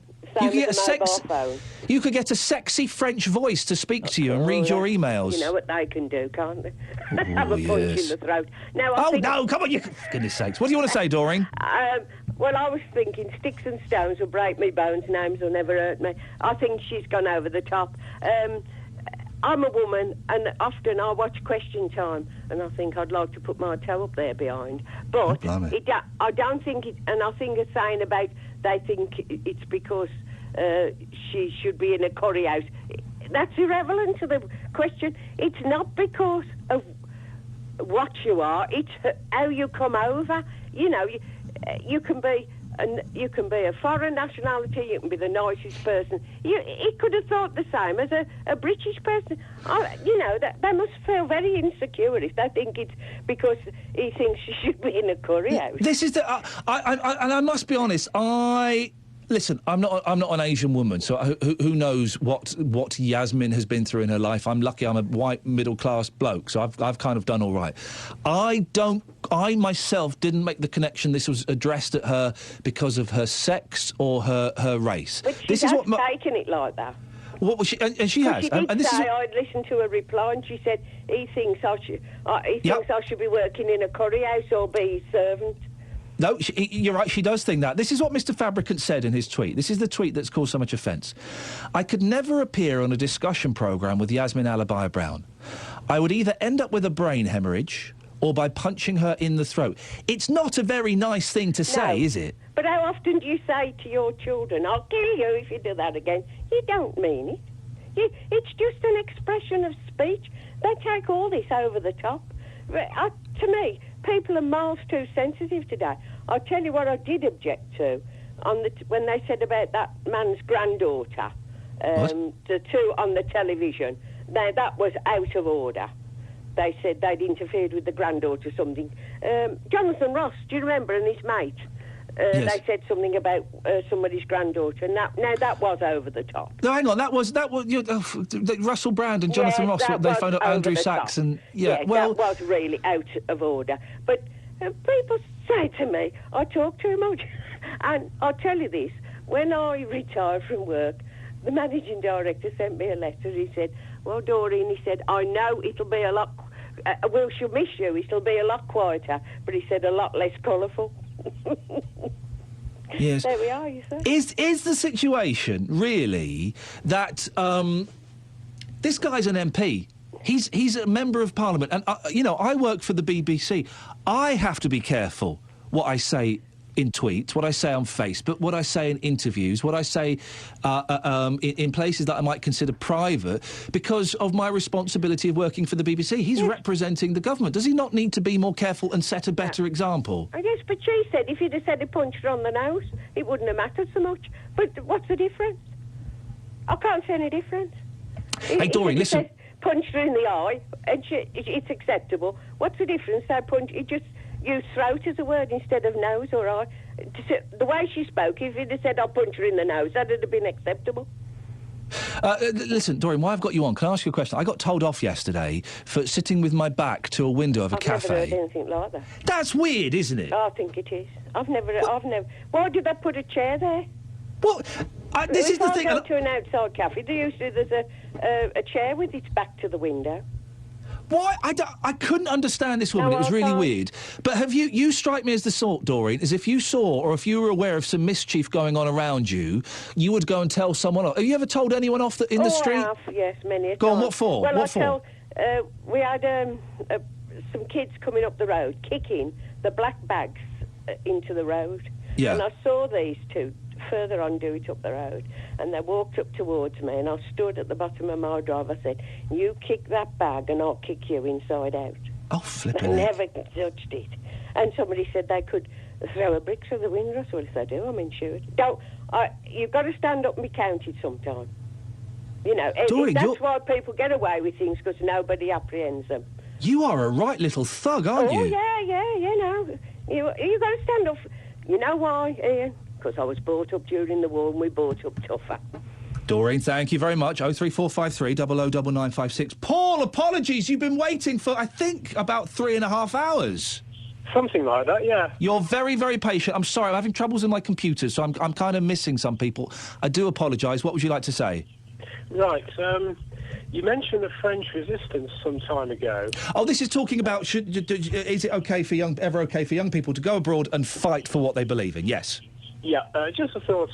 One of the things the resistance used to do was to attack the German supply lines on the continent, so they couldn't get the machinery and the weapons and stuff through. Now, that sort of links up with the side of the current conflict in Iraq and also what's been going on in Syria, in a way, because we tend not to hear about how the terrorists, be it Al-Qaeda or ISIS now, how they're actually being supplied and funded.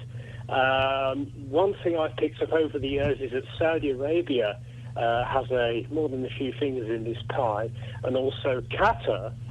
So I suppose you can attack that from the logistics point on the ground, i.e. stop the bombs and the rockets and stuff getting through, and also perhaps start to look at the much tougher diplomatic nut in terms of how we speak to the Saudis. Could you perhaps look to this on your own soil and maybe be a bit braver on that front? Because I think there's an awful lot of help that they must be getting a hell of a lot of support to be able to do what they've done.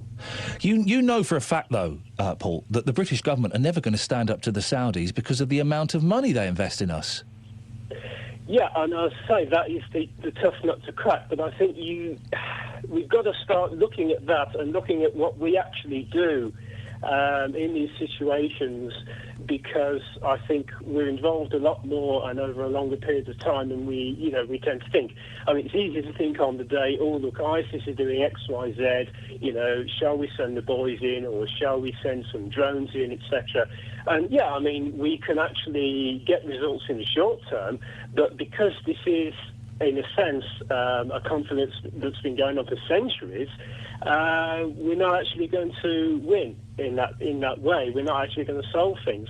And I think also there's the question of fighting not with fire but with education, and asking the young, look, what do you think about a religion that feels it needs to spread its word, spread its message through violence?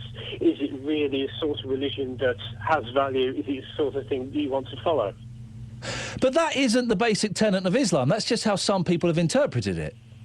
Yeah, and I think that has to be addressed an awful lot more and very openly in all schools, I would suggest, in the mass media, and obviously especially in these schools that have been in the news recently.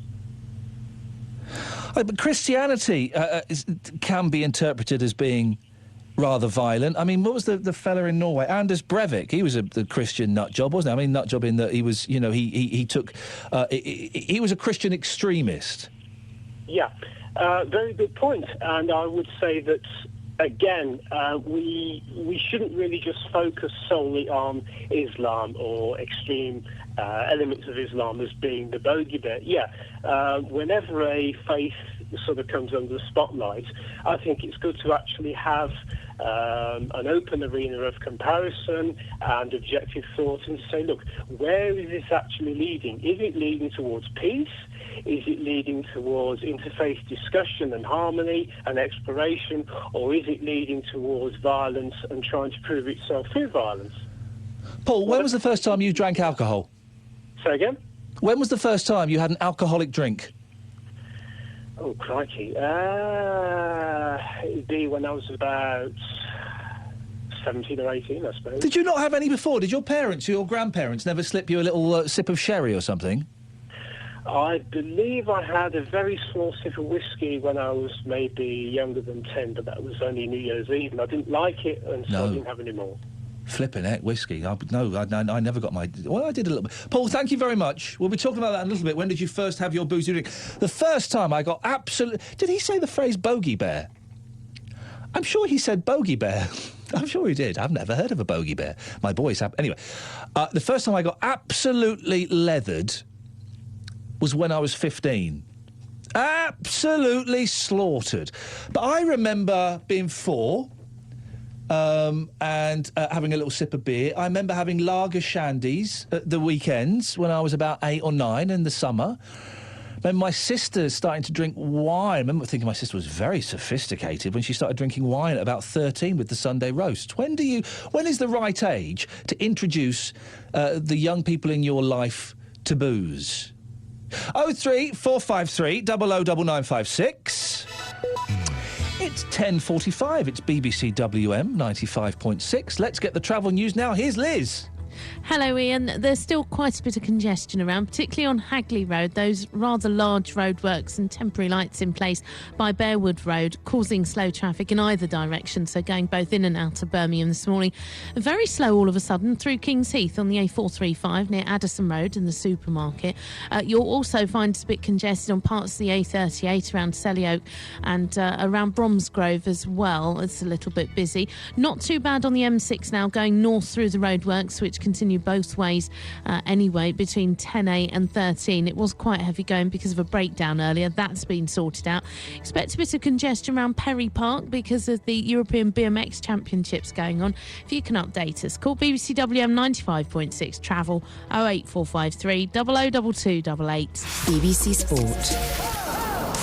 Just walking through the gates gives you goosebumps. With all eyes on centre court. The nerves, the excitement, who knows what will happen when they step onto the grass. And with so much talent in one place. This generation of tennis players has never been equalled. They have really taken the game up a notch. It's anyone's game. Wimbledon is special and the one that every player wants to win.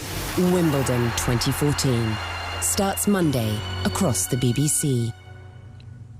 Hi, guys! This is Iain Lee, BBC WM 95.6. What are we talking about this morning? Ever told somebody off in the street? You've heard the case of MP Michael Fabricant saying on Twitter that he'd like to punch left-wing commentator Yasmin Alibaya-Brown in the throat. So are we getting our knickers in a twist about very little, or are we right to be in uproar about this? And also, is it ever acceptable for young British men and women, I suppose, although it seems to be predominantly men, to go abroad and fight for what they believe in? 03453 009956. Cliff's in Tipton. Morning, Cliff. Good morning, Ian. You're one of the highlights of the week at the moment, what with football and now Wimbledon coming up and God knows what. What a load Cliff, of... Well... You reminded me, I was going to ask this. The World Cup for us is over now. Yes. Are you celebrating that? I am celebrating. I think it should be taken off the TV. All the flags of King George taken off the cars and hanging out of the windows. It looks so common. All of those chancers, Adrian Chiles and all of the BBC commentators, they should all be starting to thumb a lift back home now. That gravy train has come off the rails, guys. It's over. Come back. I don't want to pay for you to be abroad anymore. It makes sense, because that's all the British fans are after, is a British win. They're not interested in watching the rest of the world. They just want England, a little myopic view of England, to win. Show the final. I'm sure the final will get a few viewers, but no one cares about Japan versus Greece. Nobody cares what happens now. Britain are out. That's it. England are out. It's over. That's right, yes. And I'll be honest with you as well, I don't get Wimbledon either, Cliff. I think it's such a waste of 2 weeks of television. Well, I could say the obvious joke and say it's a load of you-know-what, but I won't say that. Balls. Exactly. And Thank you very much indeed. Let me just put that out there, Cliff. Are you, dear listener, are you happy that the World Cup it is over now, isn't it? I tell you what's been good about this World Cup, Cliff. Yeah. It's not been too big. It's not been everywhere. I watched the opening ceremony and the first match just because contractually for a job I was doing, I have to, right? But it's not been... Other World Cups in the past, seem to have been bigger events in terms of newspaper coverage and cars driving around with the flag of St George and all of those things. It seems to have been a bit low-key this time. You are rather ubiquitous, aren't you? You've got quite a bit on the internet and you're here, there and everywhere on the media. Anyway... I like to get around. Yes. Cliff? Cliff? Cliff, we've censored Cliff. We'll get Cliff back. I don't know what happened there. What I'd like to say, cut off. Are you happy the World Cup is now? It's over, isn't it? Really? You're not going to be watching. I think Japan have actually played Greece. Wow, that must have been an exciting football match, guys. Two countries with such a great sporting history. Well, actually, Greece has got an incredible sporting history, but you get my point. You glad it's over? And are you dreading Wimbledon? And I know BBC WM 95.6 is quite a sporty station, and I know I may well indeed be biting the hand of my paymasters, but... Oh, producer Joe cut Cliff off. Oh, it wasn't me then. I thought it was my fat fingers, and it wasn't. It was producer Joe. Naughty, naughty, naughty. Cliff, are you back? Yes, that's another case for male supremacy. I do apologise. Let's just say producer Joe is going for a spa later on, a spa, and she's feeling a little bit giddy with excitement. I don't think she's as focused as perhaps she should be. A spa. Oh, right. Let's make sure it isn't a whirlpool then out somewhere. Yes, let's do that. Anyway, go on, what were you going to say? What I was going to say was Doreen, he was talking about computers as if they were an invention of the devil. Now, I know one old chap, and he's 81. He's been into computers now for about 15 years, and he wouldn't live here without one. Right. The older generation seem to think that there's something magical about them, that, that they're frightening things, but they're not. It's so easy to get online and to use a computer, and considering that many old folks say that they're lonely and, they've got nobody to talk to, if they get online, they can get friends all over the world. I won't say what Tony Hancock said, friends all over the world. None in this country, but all over the world. But they can get friends and they can have... But they're not real friends, though, Cliff. They're not real friends. They're weirdos and perverts in America. There's somebody to talk to, aren't they? I mean, you tell me how many friends anyone has who they talk to in the flesh, who they can really call a friend, you know what I mean? 3. I've got 3. Yes, I think I've got about you the same. And I can trust them. I can trust them with my life. But the rest of them, the hangers-on, the ones who paid lip service to you and then turn away when there's any trouble going on, no. But I think that older folks, or folks of a certain age, should investigate a computer, because it would really entertain them, and they could go on YouTube and dig up all the old singers and the newsreels, and it would really enhance their life. But they've got to get over this fear that it is a box, a Pandora's box in the corner waiting to capture them.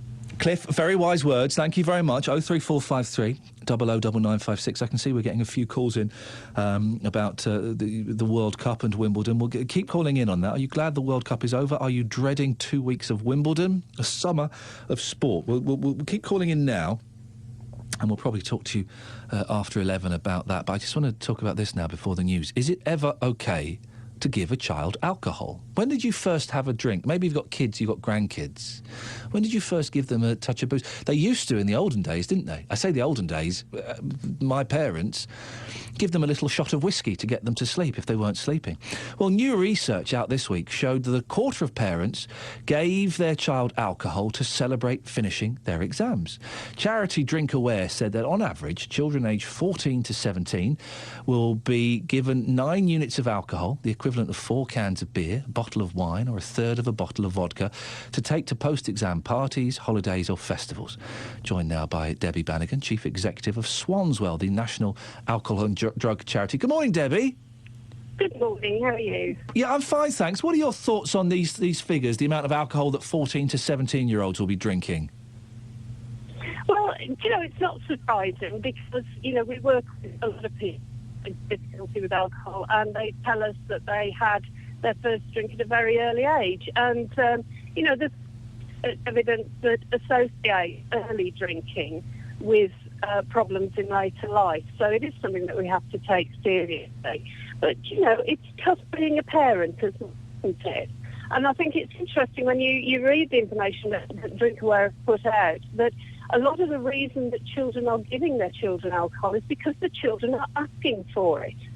So there's peer pressure amongst the young people to drink alcohol, and this is then turning into pester power to the parents.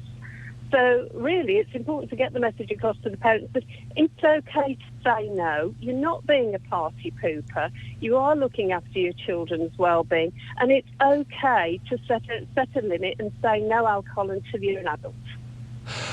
It's nothing new, is it? I mean, I remember being 15, I was the tall one at school, so I was the one that was sent to off licences to get booze, and the Daily Mail would have us think it's a new phenomenon, but it's been going on forever, hasn't it? It's changing. It's changing, and I think it's changing because we're seeing more alcohol in the home. So the normalisation of alcohol as an everyday activity is getting to the next generation. And I think we as grown-ups have to think about our own behaviour and think about what we're telling our kids about how to use alcohol through the way that we're using it ourselves. You know, if we want to be saying to our kids that alcohol is something special, different and potentially risky, yet they see us drinking it on a daily basis, we're going to confuse them and we're giving them mixed messages. So, you know, alcohol's part of our life. I'm no party pooper. We know it's something that's a legal substance, but there is a risk to drinking it, and there's a particular risk for young people. You know, there's evidence there that shows that starting to drink alcohol at a young age has a greater effect on the body and development. So if you are a parent and you're worried about it, you're thinking about it, then think about just saying no. I have got two boys, they're 4 and 2, so I'm some way off from having to kind of really get too worried about this. But I wouldn't have a problem with my boys being 16, going to a party and giving them a couple of bottles of beer to take with them. Yeah, I mean, you do realise that it's unlawful to buy alcohol for under 18s. Yeah, but it's not illegal for them to drink it, is it? I think the issue here is not necessarily about, you know, what we're doing, whether it's legal or not legal. But you brought up the law. It's not illegal for 16-year-olds to drink alcohol, is it? The law is purchase of alcohol and the sale of alcohol. So if you're adult to buying alcohol for a person who's under 18, then yes, you're committing. But does anyone take that? I mean, I still don't see a problem with giving my 16-year-old boys a couple of beers. Well, you know, I think the issue is, what do you want them to believe alcohol is part of their life going forward? And if you want to train them to use alcohol in particular ways, you need to reinforce the behaviours that you want them to exhibit later on. Well, don't we have to do that by demystifying alcohol? If we make it out as something special that, you know, is magical, then that kind of gives it an aura, doesn't it, about it, and makes it more fascinating. I mean, obviously we have to teach them to respect it. I don't want my kids to be alcoholics or, you know, louts or anything like that. But if you kind of demystify it, doesn't that take away some of the attraction? But you see, alcohol is special and risky. It isn't something that we should be encouraging ourselves as grown-ups or particularly young people to accept as a normal part of everyday life. You know, there's plenty of evidence that shows that daily drinking is not good for us, that persistent drinking is not good. The liver is an incredibly resilient organ, so often the problems that arise from daily drinking or from frequent drinking don't turn up until many, many, many years later. And, you know, that's something that people find difficult to understand. But this isn't encouraging daily... This isn't encouraging daily drinking, though, is it? This is saying that, look, when you grow up, when you are getting older, there are parties and things like that where alcohol is a practicality, it's a reality. You need to learn to respect that and respect limits and respect your body. But it doesn't mean you don't have to drink. I absolutely agree with that.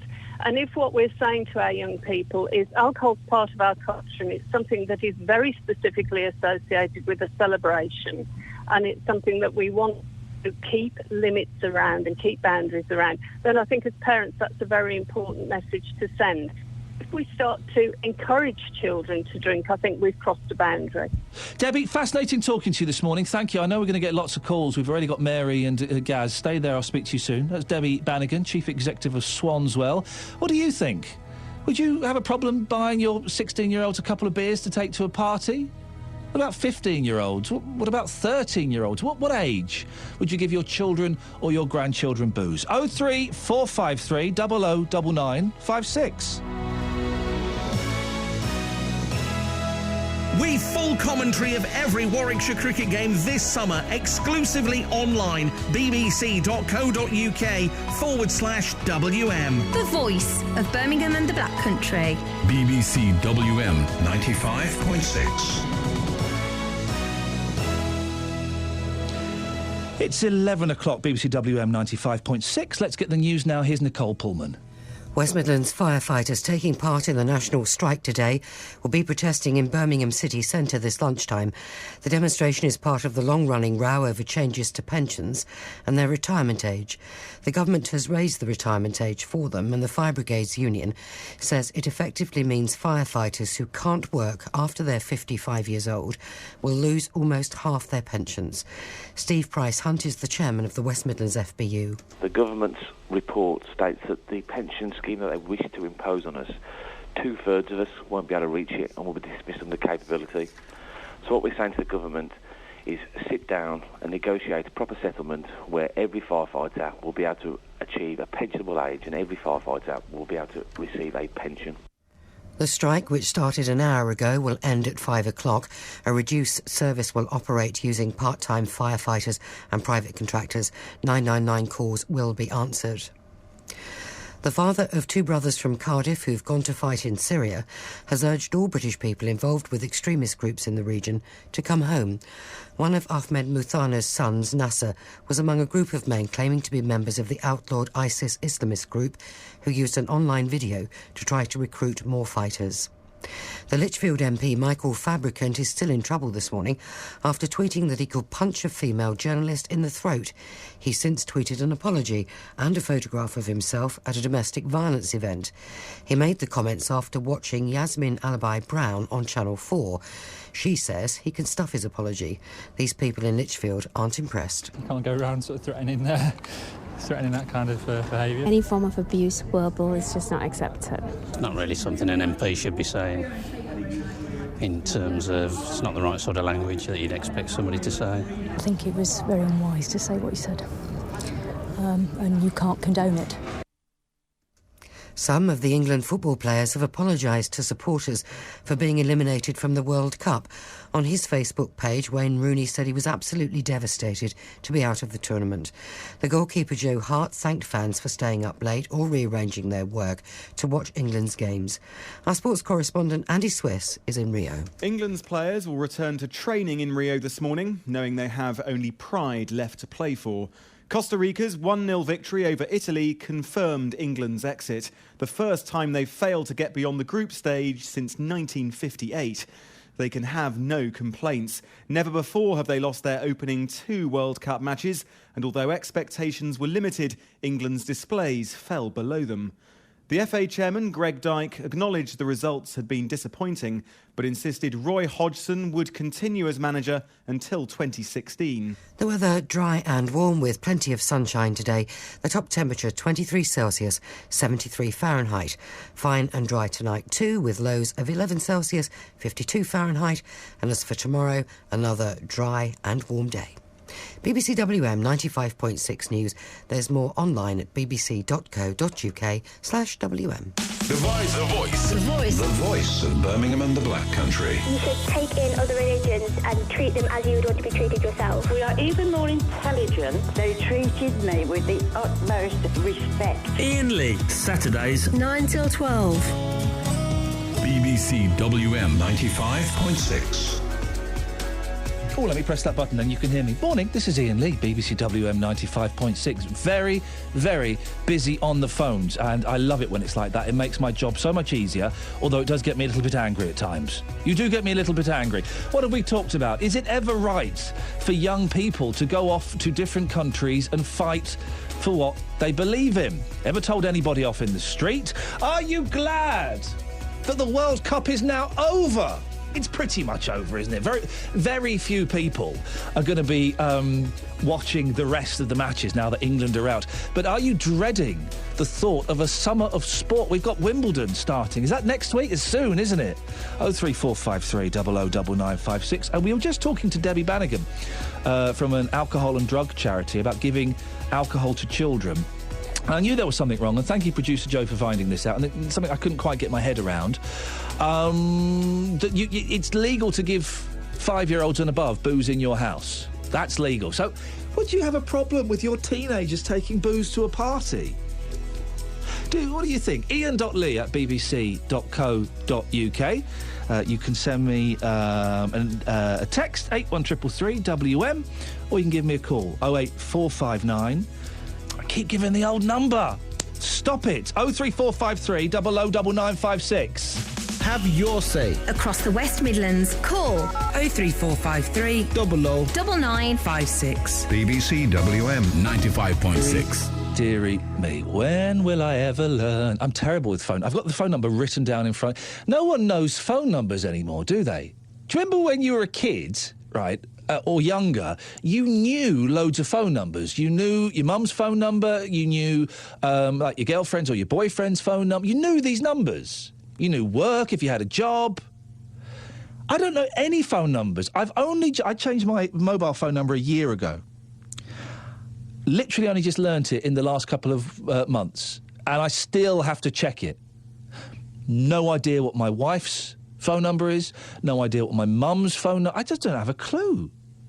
And I can still remember the phone number of my first house that I grew up in. 01753 74595. I can say that because that won't exist anymore. I moved out of there 30 years ago, and I can still remember the phone number. I remember about 3 years ago, I dialed it by mistake. I dialed the phone number I grew up in, the house I grew up in, up until the age of 11 by mistake. How nuts is that? OK, let me get the number right now. 03453 009956. The last hour of the show, for those new to this, tends to be a little bit of a free-for-all. You can call in about stuff we've talked about, stuff we might talk about, stuff we would never normally talk about. You just give us a call and we'll talk about it. Mary's in Bartley Green. Morning, Mary. Morning. Mary, what would you like to say? I've got no problem with my teenager having the occasional drink. When we were kids at Christmas, my dad, and I'm showing my age now, my dad would say, what do you want? Little bottles of Baby Sham, Pony, Cherry B. That'd be our Christmas treat. Cherry B? Yeah. What was that? I don't know. There was adverts on telly, so we'd say, that's what we want, Dad. That's what he'd give us for Christmas. And how old were you at the time? I can't even remember. Not Wow, like you a were that baby, drunk. not toddling around. Maybe from about 7 or 8. So hang on. So for the age of 7 or 8, you were asking your dad for booze for Christmas? No. He'd just used to buy me packs of 4, and I've got 2 sisters, so we'd get like 1 bottle at Christmas dinner, and that'd be it. That would be. How old are your kids now? My son's 14. Yeah. He gets, like, today we're going out later. It's my nephew's birthday. We'll go back to my sister's. He'll have 1 can, and that is it. That is it. I've got no problem with him having the occasional can here and there. And I think that we do need to demystify and educate young people about the dangers of alcohol and how to respect it. And I think if we do you are not having any booze until you are 18... Oh, we'll go out and that's get going it. to make it sound really sexy and exciting, isn't it? Well, my sister's children are in their 30s now, and, I mean, my son's only 14, and she says to me, my children have always had the occasional drink. Now they respect the drink. They don't go out and get absolutely wasted. They know now their limit, that's it. And as I say, I wouldn't go out and buy my son, purposely go out and buy him alcohol. It's in the house, and as I say, occasionally, very occasionally, I'll say, can I have a drink? That's it. 1 can, that's it. I don't drink at all. I haven't had a drink for 10 years. I'm allergic to it. And my wife, she has a glass of wine every now and then. The amount of booze, the total amount of booze we've got in our house, there's a bottle of wine in the fridge and a bottle of champagne in the fridge, and that's it. And I remember My parents had a drinks cabinet. It was just a cupboard in the wall unit. The wall unit. There's a phrase I've not said for years. The wall unit. That was next to the gramophone player. No, the radiogram. That was it. Anyway, and there was a drinks cupboard in the wall unit, and that was full of booze, and it looked sexy. You know, there were bottles of Advocaat and Jack Daniels, and it looked very mysterious and colourful. I don't drink now. When I was in my 20s and 30s and 40s, I could drink. I've got no problem saying, yes, I used to drink. But now I don't drink. But I've got a cabinet full of alcohol, whiskey, vodka, the lot. I just look at it and think, well, you know, my son doesn't even think, well, I'd like that. He knows it's there. I think if it was like, you can't touch that, you're not to touch it, then he'd think, well, yeah, I, when they're out, I will have a swig. But no, he knows. Listen to this, Mary. This reminds me. My producer Jo has just typed this on my screen, right? She says, and she's such a nice girl, I used to pour bits of everything into a bottle and take a mixture to parties. Nice. I was a classy chick. I would get ratted. Oh, God. Well, I used to go out on a Friday night and with my friends, and when I say we get ratted, we would get ratted, yeah. Yeah. But I never used to have a hangover. That frightened me. Mary, thank you. I'm going to let you go because we've got to move on. But Mary, thank you. Yeah. This thing about 14, 15, 16, I didn't start drinking until 15, and it was a real conscious effort. I was dead against it until then, and I was going to a friend's wedding, and I was like, do you know what, tonight I'm going to drink. And I did, and I was every different drink that was handed to me, I would drink it, and it was fun. But this thing about 14, 15, 16, 17-year-olds getting more drunk than we used to, I don't think that's true. The number of parties I went to as a 15, 16-year-old where there were girls with bottle of vodka or Malibu. Oh, Malibu. Ah. Cider. I never had a stomach for cider. Or Thunderbird, which was just a filthy, filthy drink. This was at 15, 16, cans of Tennant Super. I don't think it's necessarily any worse now. And as far as I'm aware, not many of those people that I went to school with turned out to be alcoholics. 03453 009956. Gaz is in Wensfield. Morning, Gaz. Morning, how are you? Yeah, I'm all right, thank you, Gaz. When did you have your first drink? Probably when I was about 14. And what was it? Do you remember? Was it just a beer? It was probably a friend of mine. His mum and dad used to have quite a few bits in the house, and when we used to play football, we used to have share a can at half time. At half time? Yeah. Oh, good lad. Ever played football drunk? 03453 009956. We'll take your calls on that. The thing as well, when you're that age, and listen, I'm not in any way, I have to say this because this is the BBC and some people don't get it. I'm not in any way condoning or encouraging or saying, hey, all young people, go out there and get tanked up. I'm not at all. I'm just speaking honestly about my history and getting people's honest stories. At 14, when you had that can of beer, I bet you felt like you were 40 years old. You felt really grown up, didn't you? Yeah, because when I was growing up, I was always in and around social clubs in Wolverhampton before they all closed down, etc. I actually went on to become a pub restaurant manager. And the fun thing is that I've heard a few people say, no, the lady who was quite diplomatic about it, but there is actually part of licensing that kids under the age of 18, as long as they're eating a meal, can have a drink. That's right. It's in restaurants and bars, isn't it, that allow children? You can do that. Yeah. But the only time that my parents bought me anything before I turned 18 was when I finished school, and I surprised everyone and got a few more results on my GCSEs than what everyone thought. So a few of us met up, had a bottle of Strongbow, something like that. And about 100 of us went over a local field, football park, etc. And a few of the undesirables out of my year, they sort of came over, didn't have nothing, and came back from the shop. And then there was about 15, no exaggeration, about 15 police cars just suddenly descended. It turned out they had raided the shop and all this alcohol was being handed out. And a few of us who had only had a couple of sips of what we had, and we were playing football. It was like 20 aside. We got hauled into a police wagon, and then we went to a police station, and our parents all got called, and it was something. My parents said, "Yeah, we're never buying you a drink again," but that was because of other people who caused that. But the element of doubt was in my parents' head to them. But, it's tough, isn't it, Gaz? I've got two boys. They're 4 and 2. I know at some point, I suspect at some point they may even dabble with drugs, but I know at some point they will come home absolutely pie-eyed and leathered, and it may happen several times. And I have to accept, as a dad, that that's going to happen because young men, young women as well, actually, teenagers, they experiment with limits and with booze, don't they? Yeah, the older generation, like you said, rightly so. Like, I've got a nearly a year-old and a 4-year-old, and the old wives' tales. Oh, dip the dummy in a bit of whiskey or in a bit of brandy, something like that. Our ancestors years ago must have been hammered all the time. Gaz, listen, you make a good point. He's reminding me of the end of the exams. GCSEs, my GCSE results. Got my GCSE results. Me, my friend Bob and Michael, we went down to the Green Man pub near where we lived. And we got drunk. How old are you when you get your GCSEs? 15, 16? And we got drunk. We did it. I think Bob may have even been wearing his school uniform. I have that remembrance.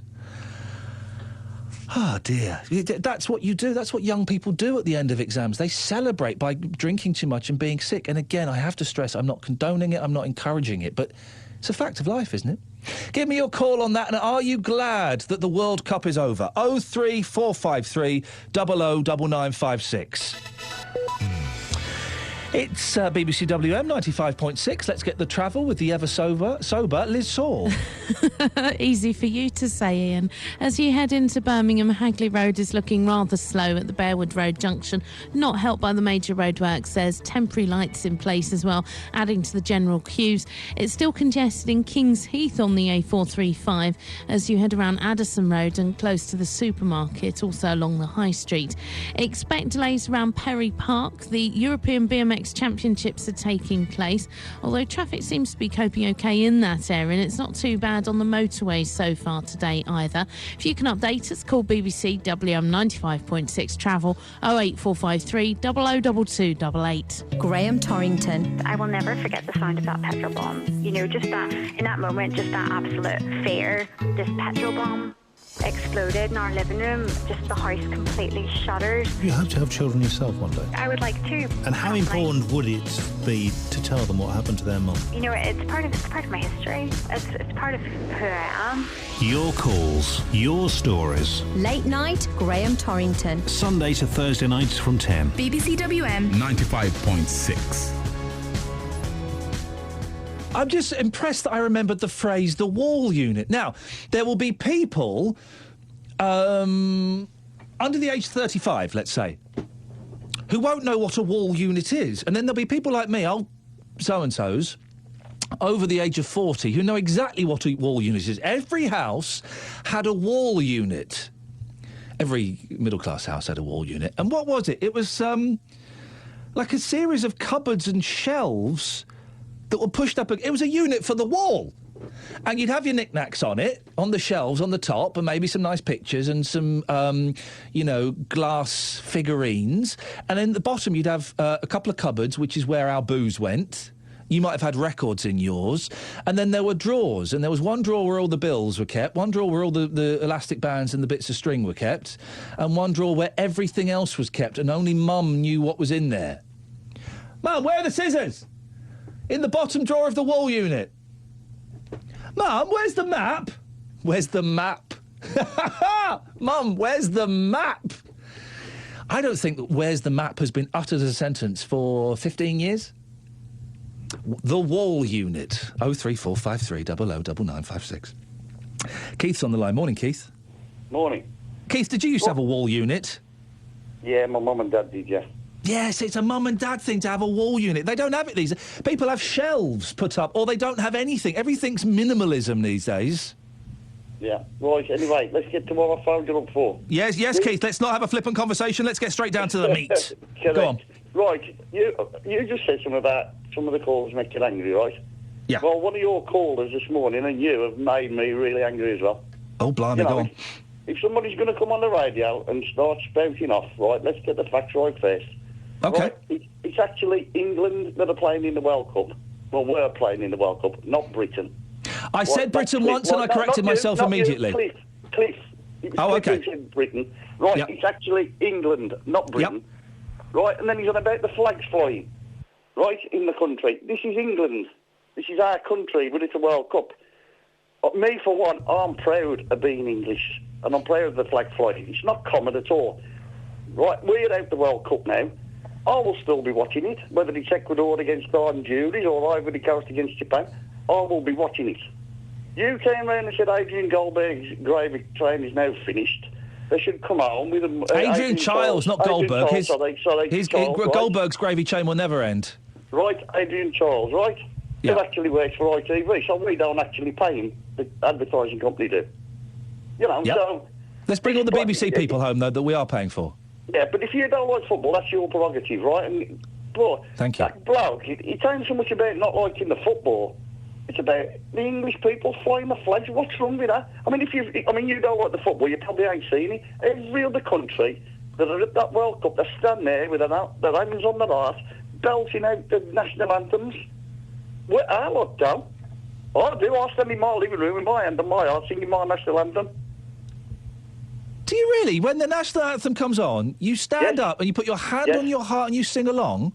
I sing along with my national anthem. And when I'm at England games in London at Wembley, walking down the street, the amount of people that sing our national anthem on the street before we get into the ground in our England shirts, standing there singing our national anthem, and the police actually stop and salute when we start singing the national anthem. The problem with flying the Cross of St George Don't give me that rubbish that it's been hijacked by left wing, because that's only what the media make. It's our flag, it's the English flag. The Irish, the Scottish and the Welsh can fly their flag and there ain't no problem. In any other country you visit, they fly the flags over every building. So we should be no problem that we can fly our flag. No, there is a problem I've spotted. Shall I tell you? Yeah. It's quite often they're big, filthy ones being hung out of bedroom windows in flats. Or I saw, when I was waiting to do the show today, I saw loads of cars driving by with flags draped out the window or clipped onto the roof of the car. Yeah, it looked really... it looked common. It looked horrible. That's not respecting... That's not respecting the flag. But you can't help if people are dirty and they don't wash the flags dirty. You know what I mean? That's... Well, if you're going to respect the flag, if you're going to try and promote England, then at least have a clean flag flying out of your bedroom window. Mark, flag's clean. Well, good for you. I'm glad you've got a clean flag. The one in my car, the one in my house, all my England flags are clean, and my England shirts that I wear as well. It just looks. It does. Listen, you were right. You were right to pick up on the Britain playing in the World Cup. Congratulations, and I should have picked that up earlier. Thank you very much. But flying the England flag, it does. I think it looks common. I think it does look common. No, it doesn't. And I think we should fly the flag more. Keith, let's put that out there. Thank you for your call. 03453 009956. Do you know what I mean? I don't think it's racist. I don't think you're a racist if you fly the flag of St George. I won't have that. I don't think that's... yes, racists have hijacked it. That's their problem. Let them deal with that. I don't think it's a racist thing at all, right? I just think it looks a little bit common, and I can't explain it any better than that. Do you know what I'm saying? Is that me being... Well, of course it's me being really snobbish. That's what I do sometimes. But can you can you explain it, or do you completely disagree? Have you... And I'm very surprised that Keith stands up when the national anthem's being played on the football. He stands up in his living room, puts his hand on his heart and sings along. There can't be anybody else listening to this show who does that. Can we put that out there? Listen, if I was playing for England, I would sing I think the England players should sing the national anthem. Yeah, I think they do, because they are ambassadors for the country. Okay? But doing it at home... Let's put that out there for the last, 35 minutes of the show. Does flying the flag of St George, or the Union flag, although this is, of course, is the flag of St George because it's England playing, it looks a little bit common, doesn't it? Do you agree with that? 03453 009956. And also, is there anybody that sings along with the national anthem under any circumstance, particularly when you're at home on your own? This is all sprung out of the fact, of course, that the World Cup is now over. You can relax. It's done. England have got another game. Doesn't count for anything. Doesn't mean anything. Not many people will be watching it. Be watching all of the matches. 03453 009956. We've got Alan on the line. Morning, Alan.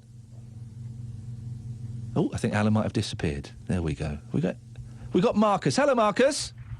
Morning, Ian. How are you? Yeah, I'm good, thank you. What would you like to say, sir?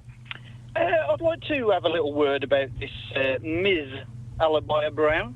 OK, this is the left-wing writer and commentator who received, in inverted commas, a threat from Michael Fabricant MP on Twitter saying he'd like to punch her in the throat. Yeah, what would you like to say?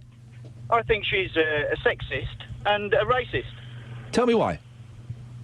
Well, I was listening to one of her interviews yesterday, and she said, "Oh, I'd like to see if he would have said that if it was a bloke."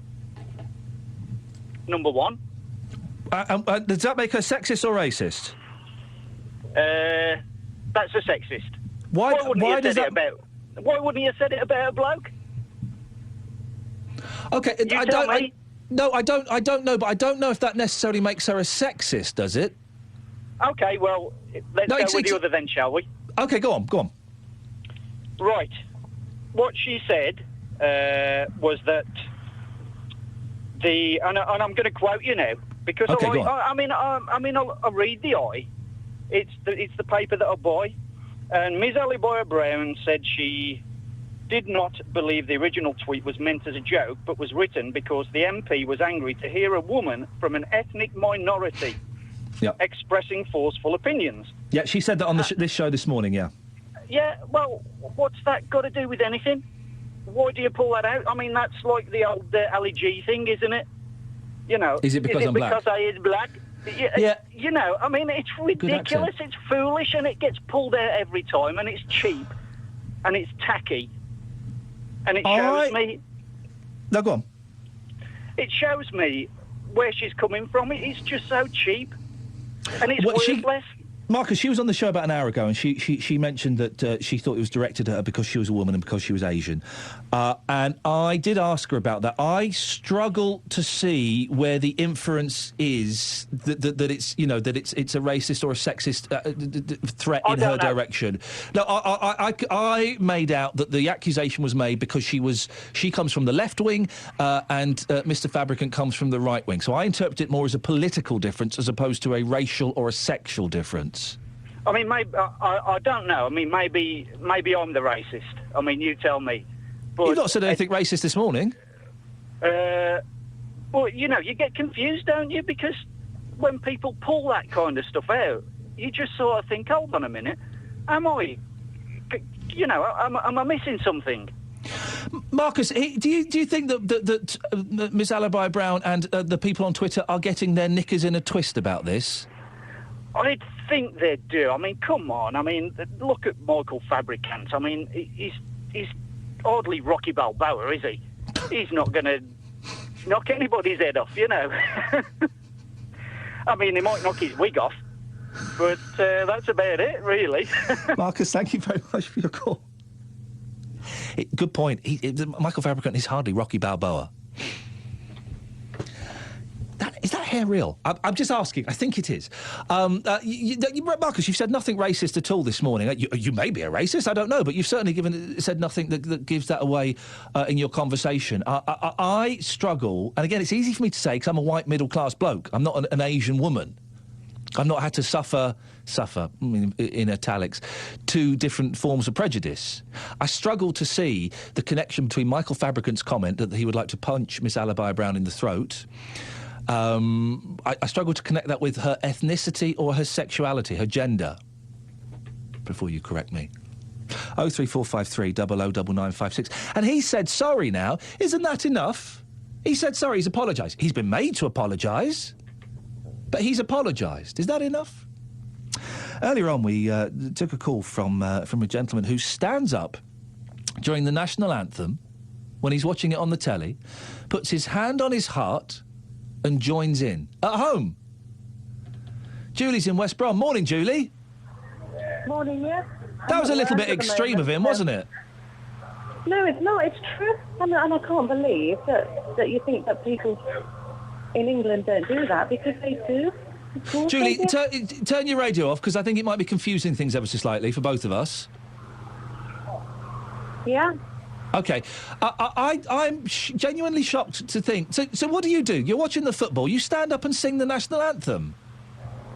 Of course we do. And when the Queen's on the television, of course we do. We stand up. You know, you put your hand to your head. You sing with them. Of course you do. We're English. You put your hands on your head? You salute. You know, to your head here. Oh yeah, I can see. Yeah. So you don't put your hand on your heart. You stand up. Hang on a second. I've got to get this right. You put one hand on your heart. Of course you do. Which hand's going on the heart and which hand's saluting? Just like I'm standing now, but I can't put it on my heart because I can't. I'm holding the phone. Julie, this is like talking. This is like talking to my youngest. Yeah, this is like talking to my youngest boy. It's a telephone call. I can't see you. So could you describe it? You salute and you sing. Of course you do. Yeah, which hand? We're English and you do. Yeah, which hand is... It doesn't matter anyway. All that matters is that that's what we do, because we're English and that is what we do. Okay, which and hand... we need to bring that back. We need to bring back the respect people to realise that we are English and we should be proud of being English. And which hand goes on your heart? Everybody, it doesn't matter. If you put your hands, your foot, who cares? It doesn't matter. As long as you have some respect for our country and for our Queen, and you sing like you mean it, you know? Like which hand goes on your heart and which hand salutes? You salute with this right hand, and you put the left hand on your heart. Come on, you do that at home. That, with the greatest of respect, Julie, which means I'm going to be slightly disrespectful, that's bonkers, isn't it? I didn't hear that last thing you said. It's probably best not to be disrespectful. Yeah, no. Why? What do you get out of doing that, though? Because that's only right, isn't it? Why is it right? It's perfectly normal for everybody that is English to do. You're winding me up, aren't you? This is a wind-up call. No, that's not funny for you to say them things. You're rather rude, actually. What is? I would suggest you're in a minority of people that does this. I'm definitely not in a minority. Definitely not in a minority. You are totally in a minority. You know it. I know that I am definitely not in a minority. I tell you what we're going to do, Julie, for the rest of the show. I know that. And how do you know that? I need to know anyway, because I know that, and that is all I need. Okay, anyway, you don't need facts. I've got lots of work to do anyway. So, but we're flying the flag at West Bromwich, and if that's not racist at all. No one said it's racist. Fantastic. Lots and lots and lots of people think it's racist, and they are. You know, is it racist? Are we being racist? Why am I being racist? Because we fly an England flag. We fly a Great Britain flag, actually, also. And we only fly them, to be honest with you, some of the time when we've got the right flag that we've got. Sometimes, you know, we've had problems with the flags or problems with the van and different things, and sometimes you can't. So, you know, but there's absolutely nothing racist about it whatsoever at all. Oh, my goodness. I'd like to fly some of the colours. I won't say which ones, because some people, again, they're a bit against you supporting a certain team and different things like that, aren't they? They can be. Julie, it sounds like you have a very busy day and a very busy mind, so I suggest you go and get on and try and sort both out. Thank you for that. 03453 009956. I'm going to ask every caller that comes on for the last 30 minutes of the show, do you stand up and sing the national anthem at home with one hand on your heart, the left, the right hand saluting? I suspect I am doing it now, yes. Can you see me through the window, Producer Joe? Look. That's weird using both hands, because I thought it was supposed to be... Watch this, Producer Joe. I thought it was supposed to be your right hand went across to your heart, so it was across your chest. That's what I thought it was. We're all doing it here at BBCW. How do I say this? I'm just going to say it. Am I right to say that sounds weird? 03453 009956. I'm going to put that out there. Robert's on the line. Robert? Hello. How are you? I'm confused. When you hear the national anthem on television, for whatever reason, do you stand up and salute? Certainly not. No, I don't. You don't sing along? No, I don't. I'm glad the football's over, and I think flags out on cars, windows and property. It's low life, it's common, it's riffraff. There's no, you can show respect, yes, but it's like, always like, I just don't like it. I'm just glad the football's over because folks brag, we've done this, we've done the other. I like the team I think that will go all the way through to the final is Costa Rica. They're such they're a poor little country, and they've gone through a lot, and they put the heart and the soul into that game last night, as if it was the end of the world. There was everything in that game, and they worked hard. It's like the Italians, they brag about this and the other, and you get an underdog team. I've always said I like the underdogs. I've always gone through like the underdog I like will come from nothing and prove that, what they can do. Because will you be watching, Robert? Will you be watching the rest of the matches now that they don't have any importance for us? Germany, I like. I think the final could be Germany and Costa Rica. I think so because I tell you, there's two nations who are playing actually for everything. With Germany, I think it'll be for pride. With Costa Rica, I think it'll be because of how far they've come across. They're a country that's really going to push to see how far they can get. That's the first time they've won anything. That was the first time they've won a match for 26 years. And they put the heart and soul into that. The heart and the soul. Robert, listen, before we get too lost in football analysis, just going back to something you said, and I agree with you, and I can't explain why. Why is it common to fly the flag of St George? It's something I've always felt, because... you see it on cars and this and the other, and I don't like it. It's like when you see flags there, I've seen it outside property this morning. So I've been into Birmingham, and you see cars and car parks. I've been to the market to do some shopping. I've just come back, and you see cars coming past. All right, I was on a bus, and you walk around the city centre, and then you can come through what are called Smerican Great Bridge, and you see them outside flats, these big dirty flags, and, it's, I don't know, it's common. I don't like it.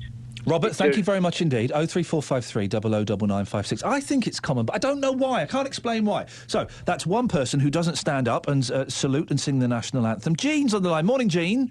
Good morning. When you hear the national anthem on television, do you stand up, salute and sing it? No. Julie's in the minority so far. It's 2-1. Okay, right. What would you like to say? Julie said something about respect. Well, I think if you're standing up for royalty, then respect works both ways. Oh. I think royalty have an awful lot of money, awful lot of land, and they could have done something for the poor, homeless people. Well, it could be argued that in some ways that the Prince Charles in particular does do a lot for poor homeless people. He does a lot with the Prince's Trust charity for young, unemployed, disadvantaged people, doesn't he? Yes, he does do a lot with that. But when you consider the Duchy of Cornwall, if someone dies and they don't make a will, the land goes to him. There are all sorts of things that they don't really need. Is that true? I didn't know that. What if someone dies? What, in Cornwall? If someone Without dies... leaving a will... It goes to him? It goes to him, yes. I'd never heard that before. Yes. Anyway, I wanted to speak to you about these young men going out to fight. Oh, yes. Go on. Yes. I don't think there's anything good about killing people or destroying people's infrastructure, property, water systems, railways, airports. I think these young men going out to fight, it's not about fighting for their, what did you say, their dream. Their beliefs, fulfill their dream. Mm. It's about going in there for the fight. They see it like a game almost. Do you not think they're doing it because they strongly believe that in the cause that they're fighting for? No, I think there are better ways of fulfilling a cause. Than What better way is there to people. get Assad? What better way is there to get Assad out of power in Syria? Well, whose right is it to get Assad out of power? Is it America's or Europe's? What are we doing there for a start? Well, we're not. The thing is, we're not in Syria. So these young men that are going to fight there to get rid of Assad feel that they are fulfilling a role that nobody else in the world is taking on. There's a lot of fighting going on there, and I think a lot of it's like an infiltrating army of people whose nationality you don't know. They used to be called guerrillas, didn't they? Yes, they were guerrillas or mercenaries was a phrase for a while. Yeah. Well, what's it to do with any other country? If the people of Syria want to get Assad out of power, it should be up to them. But they're failing. They're failing miserably because Assad has the money and he has the weaponry. What right was it of British people to get involved in the Spanish Civil War in the 1930s? Well, again, I don't think we have any right to do that. I don't think we have right to go into other people's countries just for the sake of fighting. Jean, thank you very much indeed. Solve problems with that. No, Jean, listen, you're a first-time caller to this show. I think I've got that right, haven't I? Sorry? This is the first time. Is this the first time you've called BBC WM? Yes. How long have you been listening for? Well, I usually listen if I'm in the car, but that's not very often. Okay. I don't have the radio on at home. Oh, have the radio on in the kitchen. I always have the radio on in the kitchen, even if I'm not in there. Yeah. Oh, right. Well, listen, I appreciate that you've picked up the phone and called me today, and I was the first show you've called. Thank you very much indeed. 03453 009956. Peter's in Albury. Morning, Peter. Hello. Peter, when the national anthem comes on the television, do you stand up, salute and sing along? When I'm at home on my own, I don't. But, you don't? OK. I am ex-service. I'm a standard bearer. I was in Normandy last week with the Normandy fantastic. veterans. I do lots of services and parades, obviously paying homage for the last posts and the anthems. But I don't like your attitude today. You are very, Peter, so just to say, because we are keeping this tally for Jean, it's 3-1 against Jean. OK, you don't like my attitude. What in particular has offended you? Well, you are very, very disrespectful, and you're taking a mix, you're taking a laugh, having a laugh, and I don't like your attitude. For example? Well, you don't know protocol. You're saying salute and put your arm across your chest when the anthems are being played. You only salute if you're wearing a headdress. If you wear a headdress, you salute. Right. If you're not wearing a headdress, you put your arm across your chest. So, Peter, you're upset because I don't know the protocol during the national anthem. Is that right? Yeah, but what you're saying to listeners, you're taking the mick. We're confusing two things. We'll come to the taking the mick in a second. But sorry, are you upset that I don't know the protocol for the national anthem? That's right.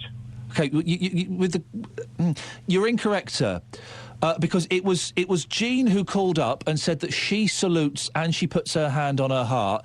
I was questioning that, and if I did say that the salute seemed unnecessary and the putting the hand on the heart seemed more appropriate. So that's what I was saying. So hopefully we've cleared that up. Yep. You said I've been rude to the callers. Again, an example, please, sir. Well, not rude. You're taking a mick. You're having a laugh. Your attitude, that's the impression I get. It was Julie, by the way, not Jean. I've got that wrong. Sorry. Could you give me an example, Peter? Well, I've been listening to the show, and the things you're saying. For example, that's the attitude. That's the attitude. That's the feeling I get. For example. Well, the things you're saying. For example. I can't give you for example. You see everything you're saying this morning. Well, it can't be everything I'm saying this morning, Peter. That would be a whole. Even I couldn't maintain a sarcastic tone for 2 3/4 hours. There must be an example of. You must have heard me say something that you perceived as being disrespectful. Otherwise, you wouldn't have called in and accused me of being disrespectful. everything on this everything on this subject, what you on about the Queen and that.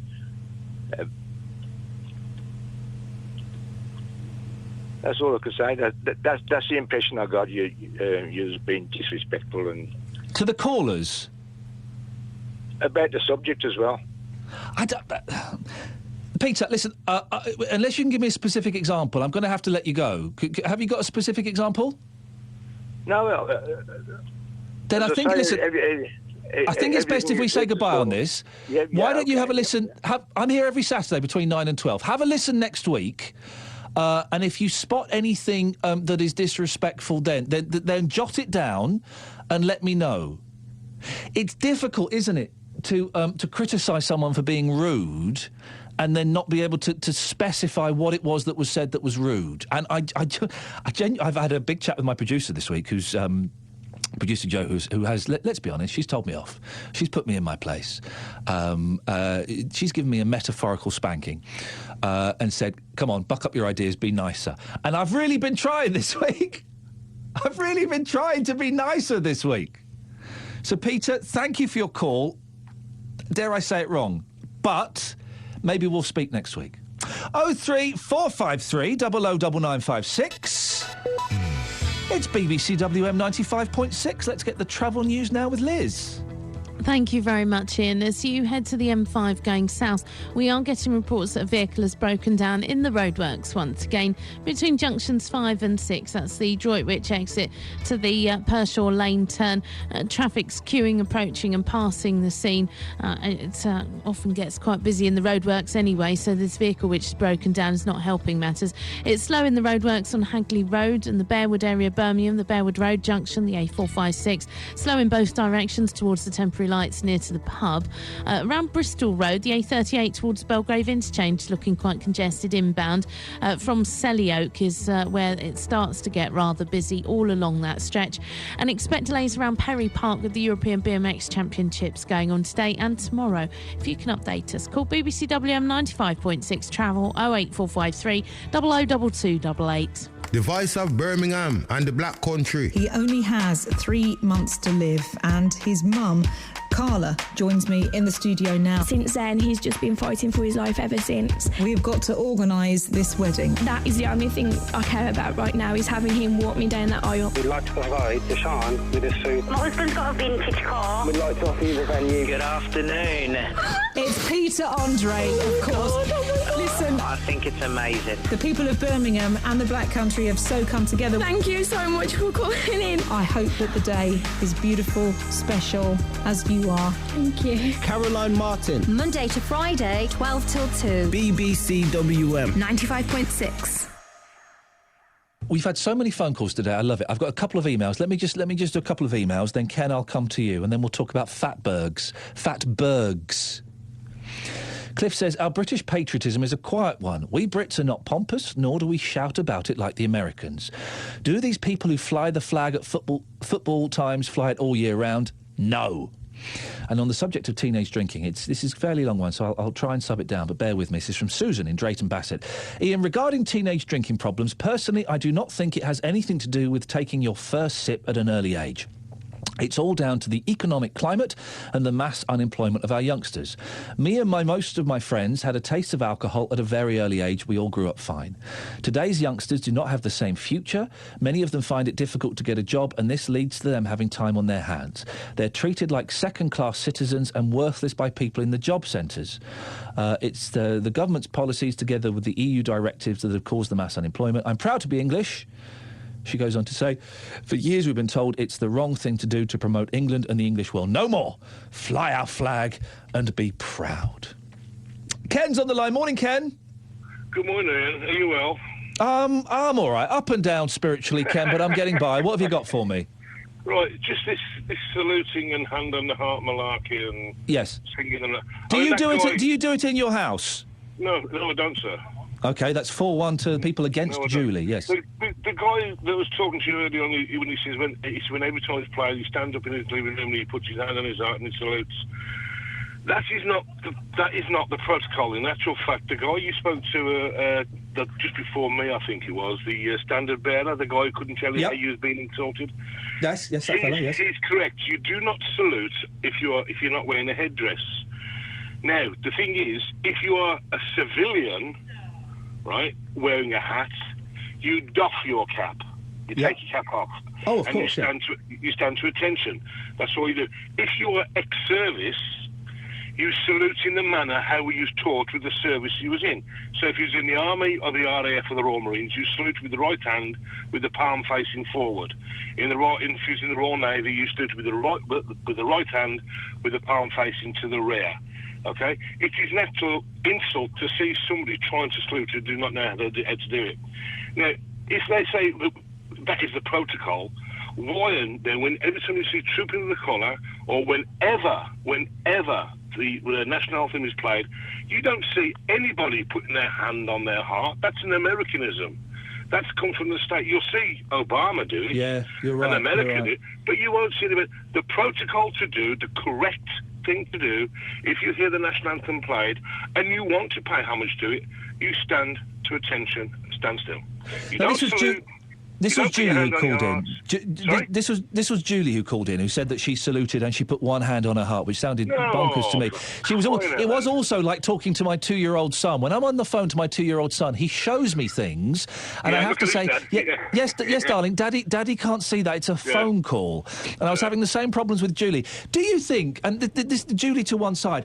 I think it's nuts that anybody would stand up at home, salute, hand on heart or whatever, and sing the national anthem when they're watching the World Cup. Of course they don't. I mean, years ago, and I'm a bit older than you, but I dare say your mum and dad will tell you about it. When you went to the pictures, when the picture finished, they played the national anthem, everybody stood up. Do you know what? I remember that, mate. I'm old enough to remember that, yeah. But then you'll remember the fact that people say, "Hey up, Doris, the film's nearly ending, let's go quick before they all stand up." Remember? Yes, I do. I mean, I can talk on this with some authority. It's the Book of Reference, BR 1834, Drill and Ceremonial Ashore and Afloat. I know that book. I taught that book from cover to cover. And all you need to do to honour the national anthem, and our national anthem is the only national anthem in the world that praises a person. Every other anthem in the world praises their country. Ken, do you get what I was saying, one of the callers was saying, and I can't explain this, but when I see the flag of St George flying, generally, not if it's on a flagpole, an event, but when it's draped out of someone's bedroom window or over their balcony or on their car, I think it looks a bit common. Well, again, there is protocol to fly a flag. You should never fly a flag perpendicular. You fly it from the hoist, which is the correct side of the flag, connected top and bottom to the halyards, and it should be fluttering in the wind and not draped. It should never be draped out of a window, but people do it. But you get people who if you put it on a flagpole and you put it up correctly, I can't see no reason, no problem beyond that. I think a flag, the Union flag or the flag of St George on a flagpole, and of course, guys, can you hang the Union flag the right way round? Otherwise, I think you're in distress. Yeah, that's right. I used to be in the Cubs. Again, there's another one with that. You look at a flag on the side where the clips are. That's called the hoist. That's the hoist side of it.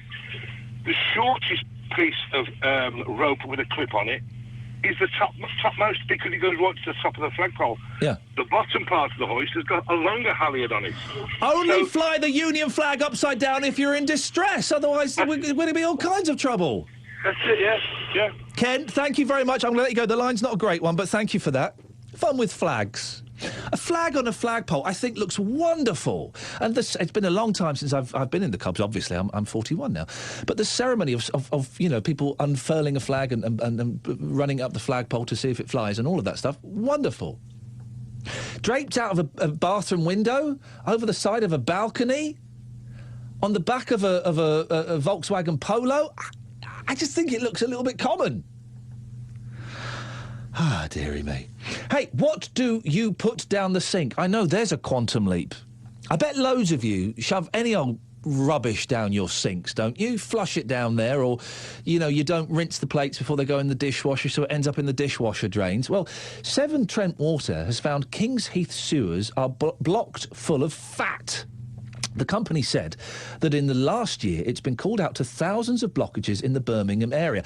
I'd heard of this in London. This has been going on in London for a couple of decades, and I hadn't realised that it was now happening all over the country. It was happening here in Brum. 3/4 of these blockages were caused by people misusing the sewer system.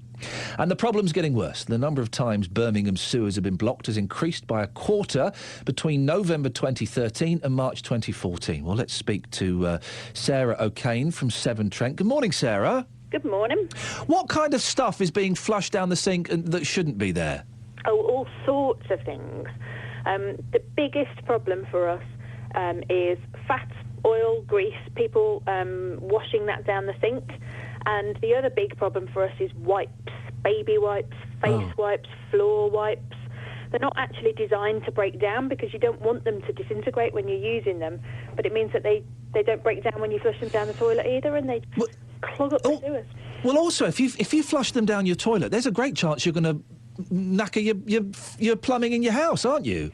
Absolutely. So we are worried about the sewers that are in the street. They're big, quite big diameters, and they are getting blocked up. So imagine the pipes in your house are only maybe a couple of inches wide. It's really easy to get them clogged up. Now, about 10 years ago, I read an article on the fatbergs in London sewers, and they are literally massive blocks of fat that are huge, and they're blocking up London's Victorian sewers. Are you saying that's now the problem in Birmingham? To be honest, it's always been the problem in Birmingham. Really? It's always been a problem for us. We clear 55,000 blockages every year, and a huge percentage of those are fat. And basically, the only way we can get rid of it is we have to send guys down into the sewers with spades to dig it out. And what do they do? So they're down there kind of chipping it away, getting it into small blocks. What do they do then? Do they then put it in bags and bring it up to the surface? Yep, absolutely. And then we have to dispose of that same as we would with any other rubbish. A lot of it... What do you do with it? Flush it down the sink? Well, a lot of it will go to landfill, unfortunately. How much is this costing to keep this clear? Well, we are spending around about £10 million every year to clear all these sewer blockages. And as you said before, around about 75% of those are entirely avoidable.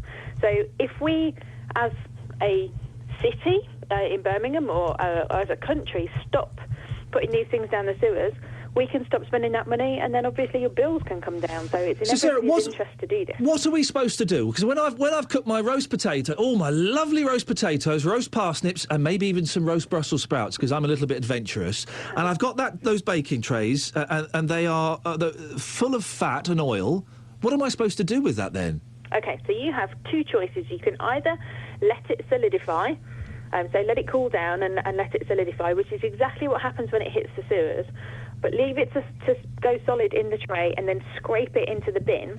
Or if it's oil and grease that's not going to solidify, you can tip it into a pot. Now, you've got either, like a yoghurt pot or an empty tin that you've been using for the cooking. Or actually, we give away special containers called fat traps. So if you go onto our website at stwater.co.uk, you can order one for free. We'll send you one. And just tip it into there and then put it in the bin. So we're asking people just to put everything in the bin. Please don't put it down the sink or down the toilet. Sarah, it's very sensible advice. I hope people follow it. Very quickly before you go, what are the chances of me and producer Joe coming down into the sewers under Birmingham one day? Do you know what? We haven't been able to do that for a very long time. It's always been my dream to go into a sewer. But funnily enough, we are trying now. We think we've found a way around the health and safety world, so we think we might be able to do that. So get in touch with us and see what we can do. My producer Joe will send you an email this week. Sarah O'Kane from Severn Trent, thank you very much indeed. That's so exciting! It's always been my dream to go down in the sewers. I don't know why. Sarah, we will be in touch and maybe we can bring a tape recorder down there and we can record some bits and pieces. We've got time to squeeze Alfred in. Morning, Alfred. We've not got much time, I'm afraid. So what would you like to say? Well, I'd like to tell you how ignorant you've been to the people on your programme this week and last week. Your disregard for the Union flag and the Union Jack is an absolute disgrace. We pay your money and you disregard the Union flag. You're a disgrace. I'm sorry. and I usually like listening to WM because I have WM on all the while. But the comments you've made today on the Union flag are an absolute disgrace. Could you give me one example of what I've said that's disgraceful about the Union You said flag? it's dirty, tacky and cheap. No, not said any of those words. Dirty, tacky and cheap. You Not said any of those words. It's the man who brought the subject up with Michael Fabricant, and Yes. it wasn't a racist. The lady did make a racist comment because she brought up her colour. No, Alfred, we have to go. You Alfred, dismissed it. No, Alfred, I didn't. I said that Marcus wasn't a racist, the gentleman that called it. Alfred, listen, go and listen again on the iPlayer, because I didn't say any of those things about the Union flag, and I didn't say that... Well, that's a nice note to end the show on. Thank you so much for all of your calls. I've really enjoyed it. Go and enjoy the sunshine. But keep BBC WM 95.6 on, OK? And if you want to email me in the week, it's ian.lee@bbc.co.uk. Thank you very much. We've full commentary of every Warwickshire cricket game this summer, exclusively online. bbc.co.uk/WM. The voice of Birmingham and the Black Country. BBC WM 95.6. We didn't have time to squeeze in Mark Regan. He's coming up very soon, but before that, here's the news with Nicole Pullman. The Conservative Party is to take